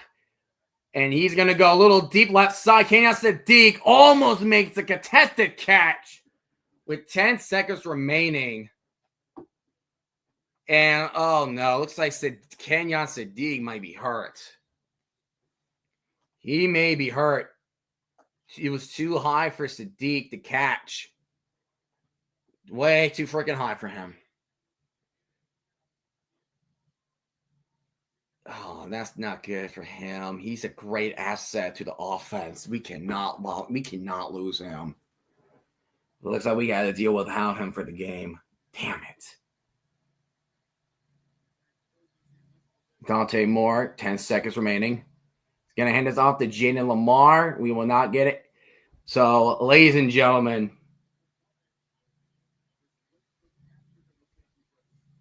Penn State calling their 4th timeout. They want something out of it. They want to have something out of it. Don't know why you are calling a timeout right there. I don't get it.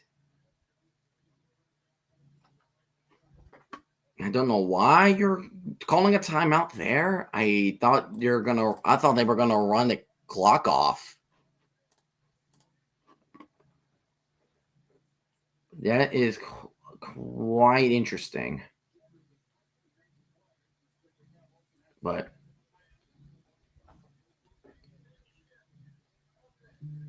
so Morgan with 17. So tied 17. The offense is still there.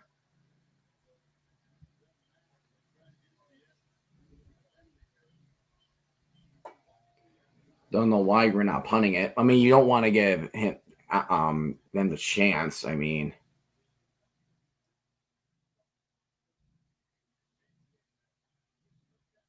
he's gonna drop back and he's gonna go ahead and just throw it out of bounds, way out of bounds, so nobody could get it. So, well, ladies and gentlemen, we got overtime. We have overtime in Happy Valley. We have overtime in Happy Valley. Oh, good grief.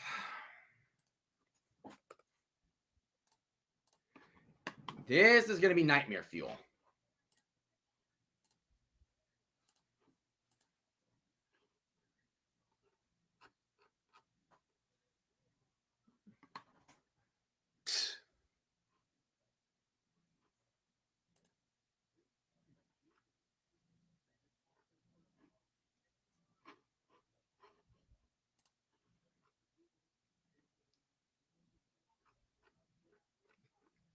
Irritating tree saying, Oregon, you effing suck.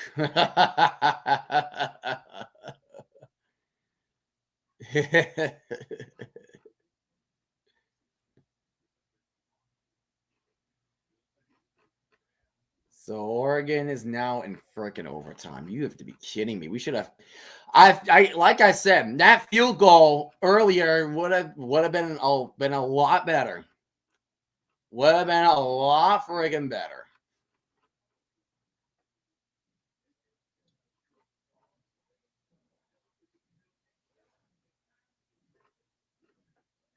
Yeah.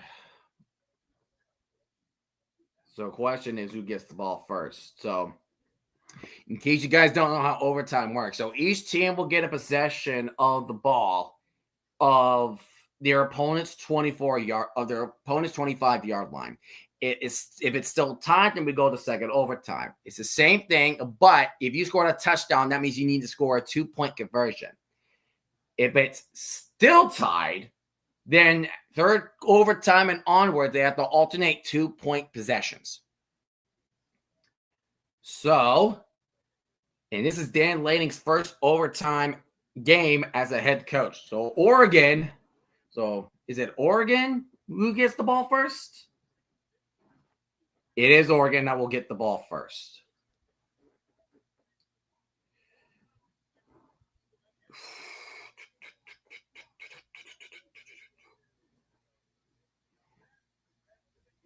Okay. We are in overtime.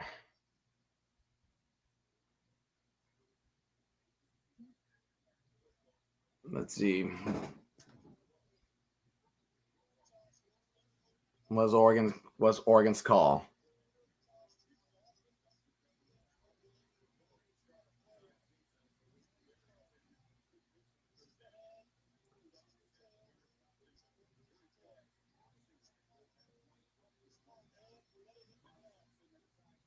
Call heads?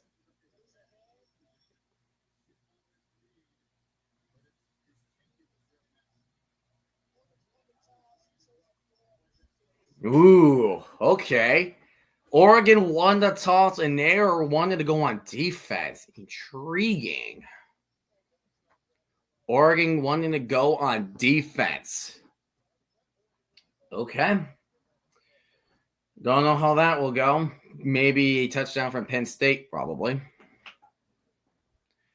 But we are in overtime number 1.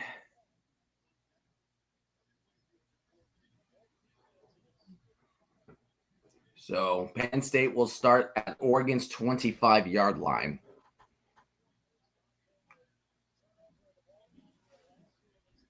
Oh yeah, there's no turnovers. Well, there was a turnover on downs earlier, but it's not like a turnover, like a fumble or an interception. So here we go. 1st and 10 from the 25. Shot pass to Allen, and Allen is running, and he's going to get to the 20. Penn State will run to the 20-yard line with Katron Allen with a gain of 5, so they're at Oregon's 20.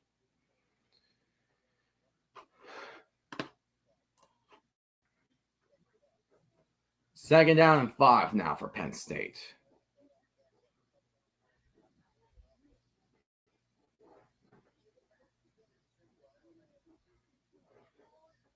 Second down and 5 from the 20.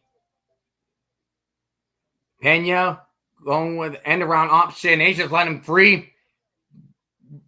And what a saving tackle by Bryce Bochter. And that's 1st and goal though for Penn State. Crap. They just did the same play twice. Just a different concept of those kinds of end arounds. Mateo Uiagalelei got baited. You're thinking Allen has the ball, but it was Pena who was just running up the field up to inside Oregon's 5.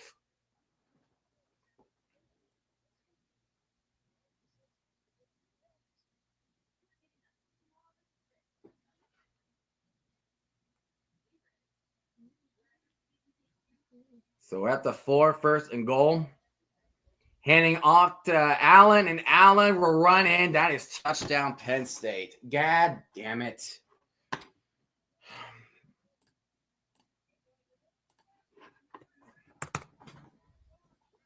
Touchdown Penn State. You have to be kidding me.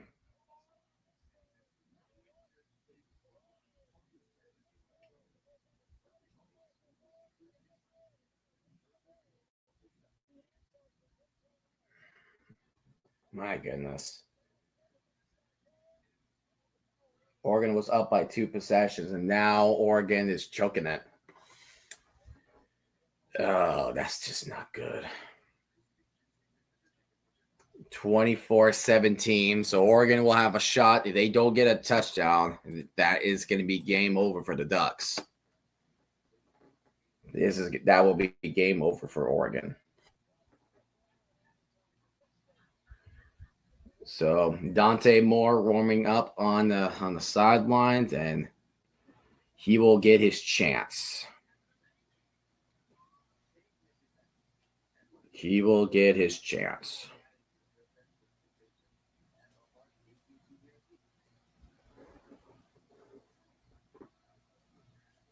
It is loud, Happy Valley. Man, I'm not even having it halfway. I can hear it. Jeez.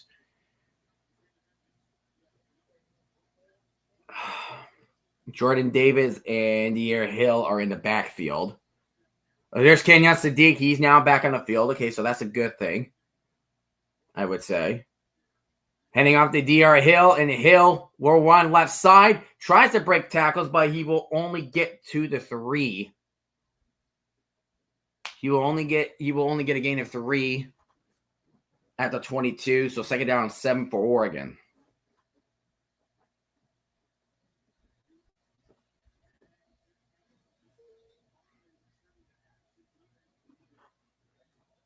Second down, 7 for Oregon. The receivers got to get set.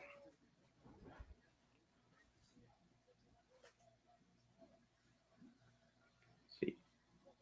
Pump fakes to Hill. Throws on the run to Gary Brandt. That's 1st down Oregon at the 14. 1st down Oregon.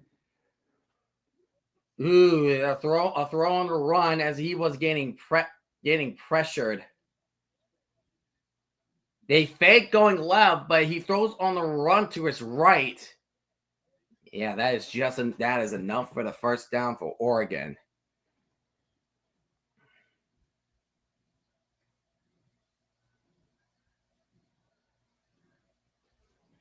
So 1st down and 10.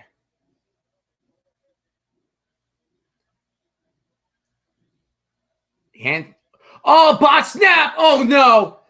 Dante Moore recovered it though. If that was Penn State ball, that was game. If that was Penn State ball, that was game. That was a botched handoff. It hit Lamar in the shoulder, and not the shoulder, the elbow. That could have been bad. That would have been bad.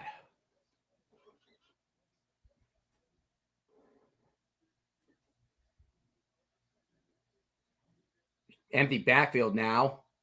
Dante Musgrave are trying to run it, try to get some blockers, and he just took a big hit. And that is going to be a gain of 4, 3rd and 9 for Oregon. This is not good.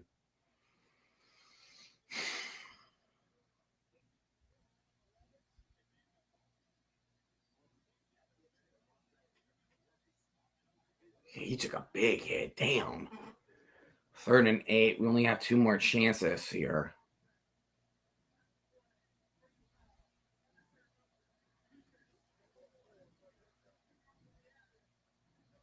Dropping back. More. Goes to the middle. Gets Lamar. He's close. He's literally a yard short. Are you freaking kidding me? He is a yard short. So a yard can make a whole freaking difference here. A yard can make the biggest freaking difference here.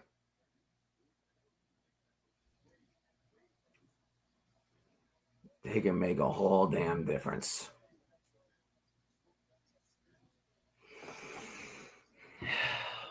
They're going to review the spot. Oh, that's targeting. No, that's targeting. That's targeting. He leaned with a crown on the helmet. His helmet literally bent. His helmet bent. That's targeting. You can see the way the shape of the helmet shift onto Penn State. That's targeting. And that's what Dan Lang was doing when he did this. That's targeting. And if that's the case, that is critical because that's going to give Oregon an automatic 1st down. That has to be targeting. That has to be targeting. That's so targeting. No foul for targeting? Come on, bro. Come on. Now it's 4th and 1 still. Shoot. I thought that was targeting.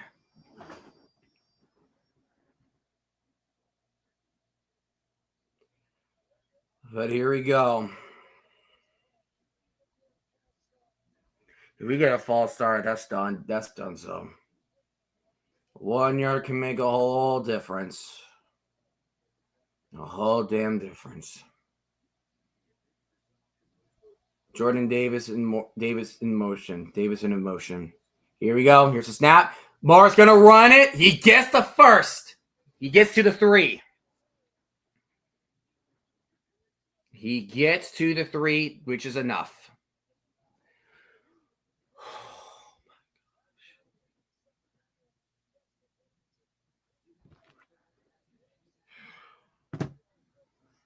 He got it.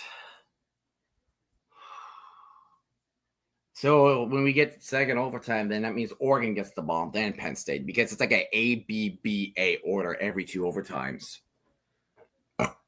Excuse me. So 1st and goal. Shot pass. Runs up. That is touchdown, Oregon. They just need the extra point to tie it up. They need a touchdown to tie this game up. That was Jamari Johnson with the touchdown. Oh, shoot.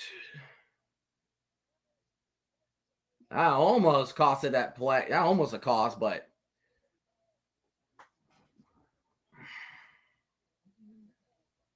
making the extra point, that means overtime, and that means we're going to the second overtime in Happy Valley, which that will be the case. So now If either team scores a touchdown, that means they need to score a 2-point conversion.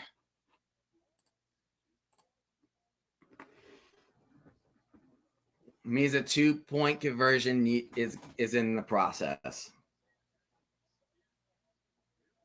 Jamari Johnson holding on to the ball.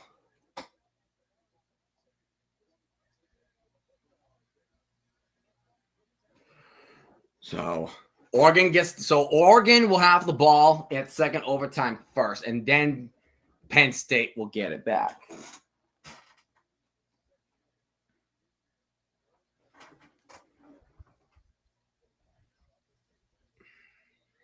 So now they're walking over to the other end of the end zone, because every overtime they stick to one end zone.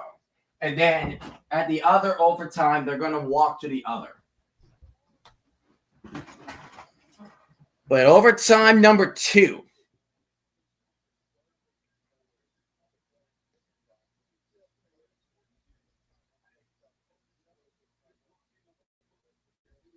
All righty.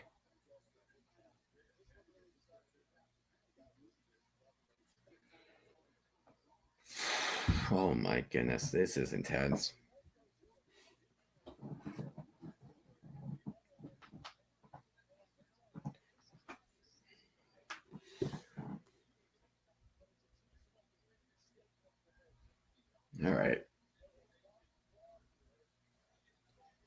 All right, so Oregon's going to have the ball again at Penn State's 25.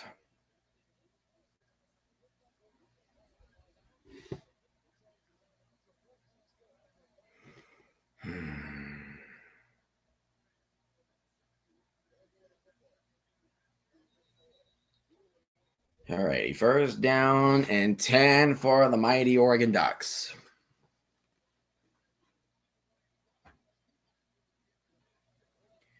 First and 10 at the 25. Malik Benson in motion. He's been quiet in the second half. Play action. Dante Moore makes a move. Finds it wide open. Gary Bryant. And that is a touchdown for Oregon. One play for Oregon's second overtime drive. And that is a touchdown. They need to go for 2. Oregon now has to go for 2. Who was covering Bryant? He was wide open. No one covered that little cross. No one covered the deep cross. And the fact that Moore stepped up to avoid the tackle and make the throw was a critical movement on his behalf. Oregon going for 2.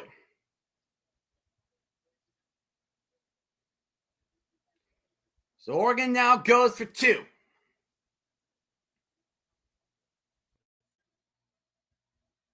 Dante Moore takes a snap. He's looking, fires through the end zone, and that is picked. Oh, that is picked. Oh, that is picked. And the ball is still fumbling. Oh my goodness, he's still going. So the 2-point attempt is no good. So we are stuck at 30-24. But Penn State can still win this. If they score a touchdown and the 2-point conversion, I get what he was trying to go with, but he just did not see the linebacker just standing right there. And he fumbled, and man, he just dropped. He snuck up on Dante Moore's field of view.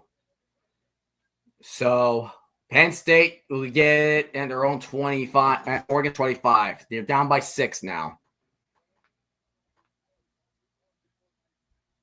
Pena in motion. And Aller takes the handoff. Aller throws it. And that's big! That's big! Oregon wins at Happy Valley! They win in 2 overtimes against Penn State, 30-24. What a thriller that game was. Wow. Who picked that off? I think it was wearing number 31.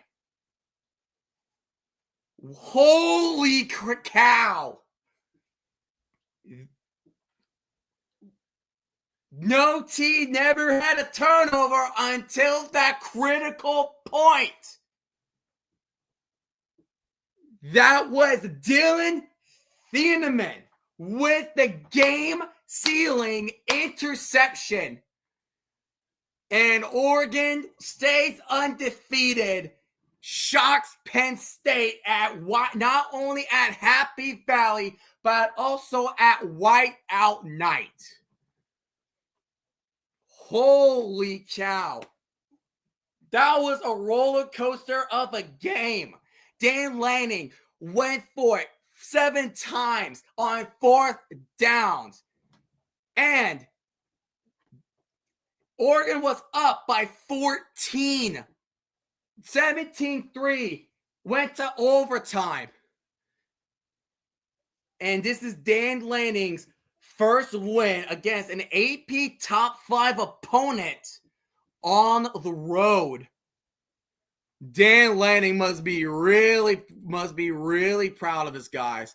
And Alabama upsets Georgia at home. So everything ended at the same damn time.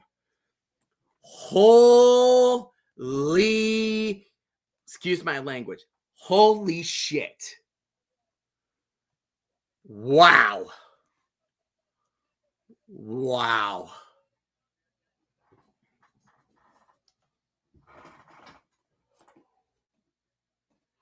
Here, we need to put these teams up here.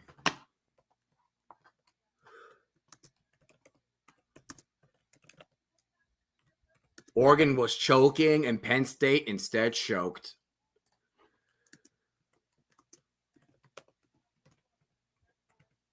Four top 10 teams took an L today. Well, took an L this week.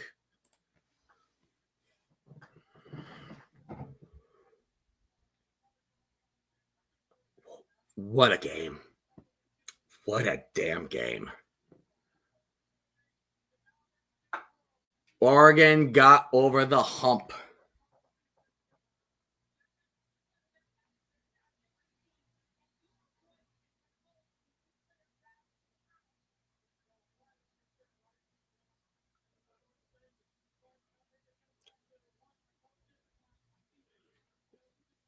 What a game. So, I told you guys, it's the physicality. Oregon Penn State might be a new rivalry. Maybe. I know Oregon State won both series so far in conference play against Penn State, but it's been close every time now. Jeez Louise.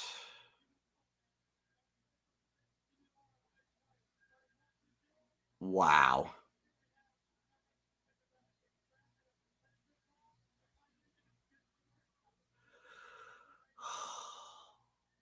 That game-sealing interception did the trick. Wow. This has been a day.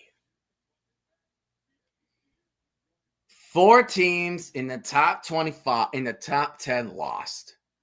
Florida State losing on a random Friday night. LSU took a loss to Ole Miss. Georgia takes a loss to Alabama, who was struggling at the first part of the season, and now it looks like Kalen DeBoer found his footing.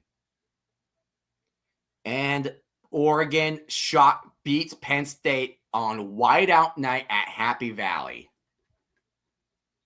What in Oklahoma, Texas, and Miami just sat and watched the whole thing.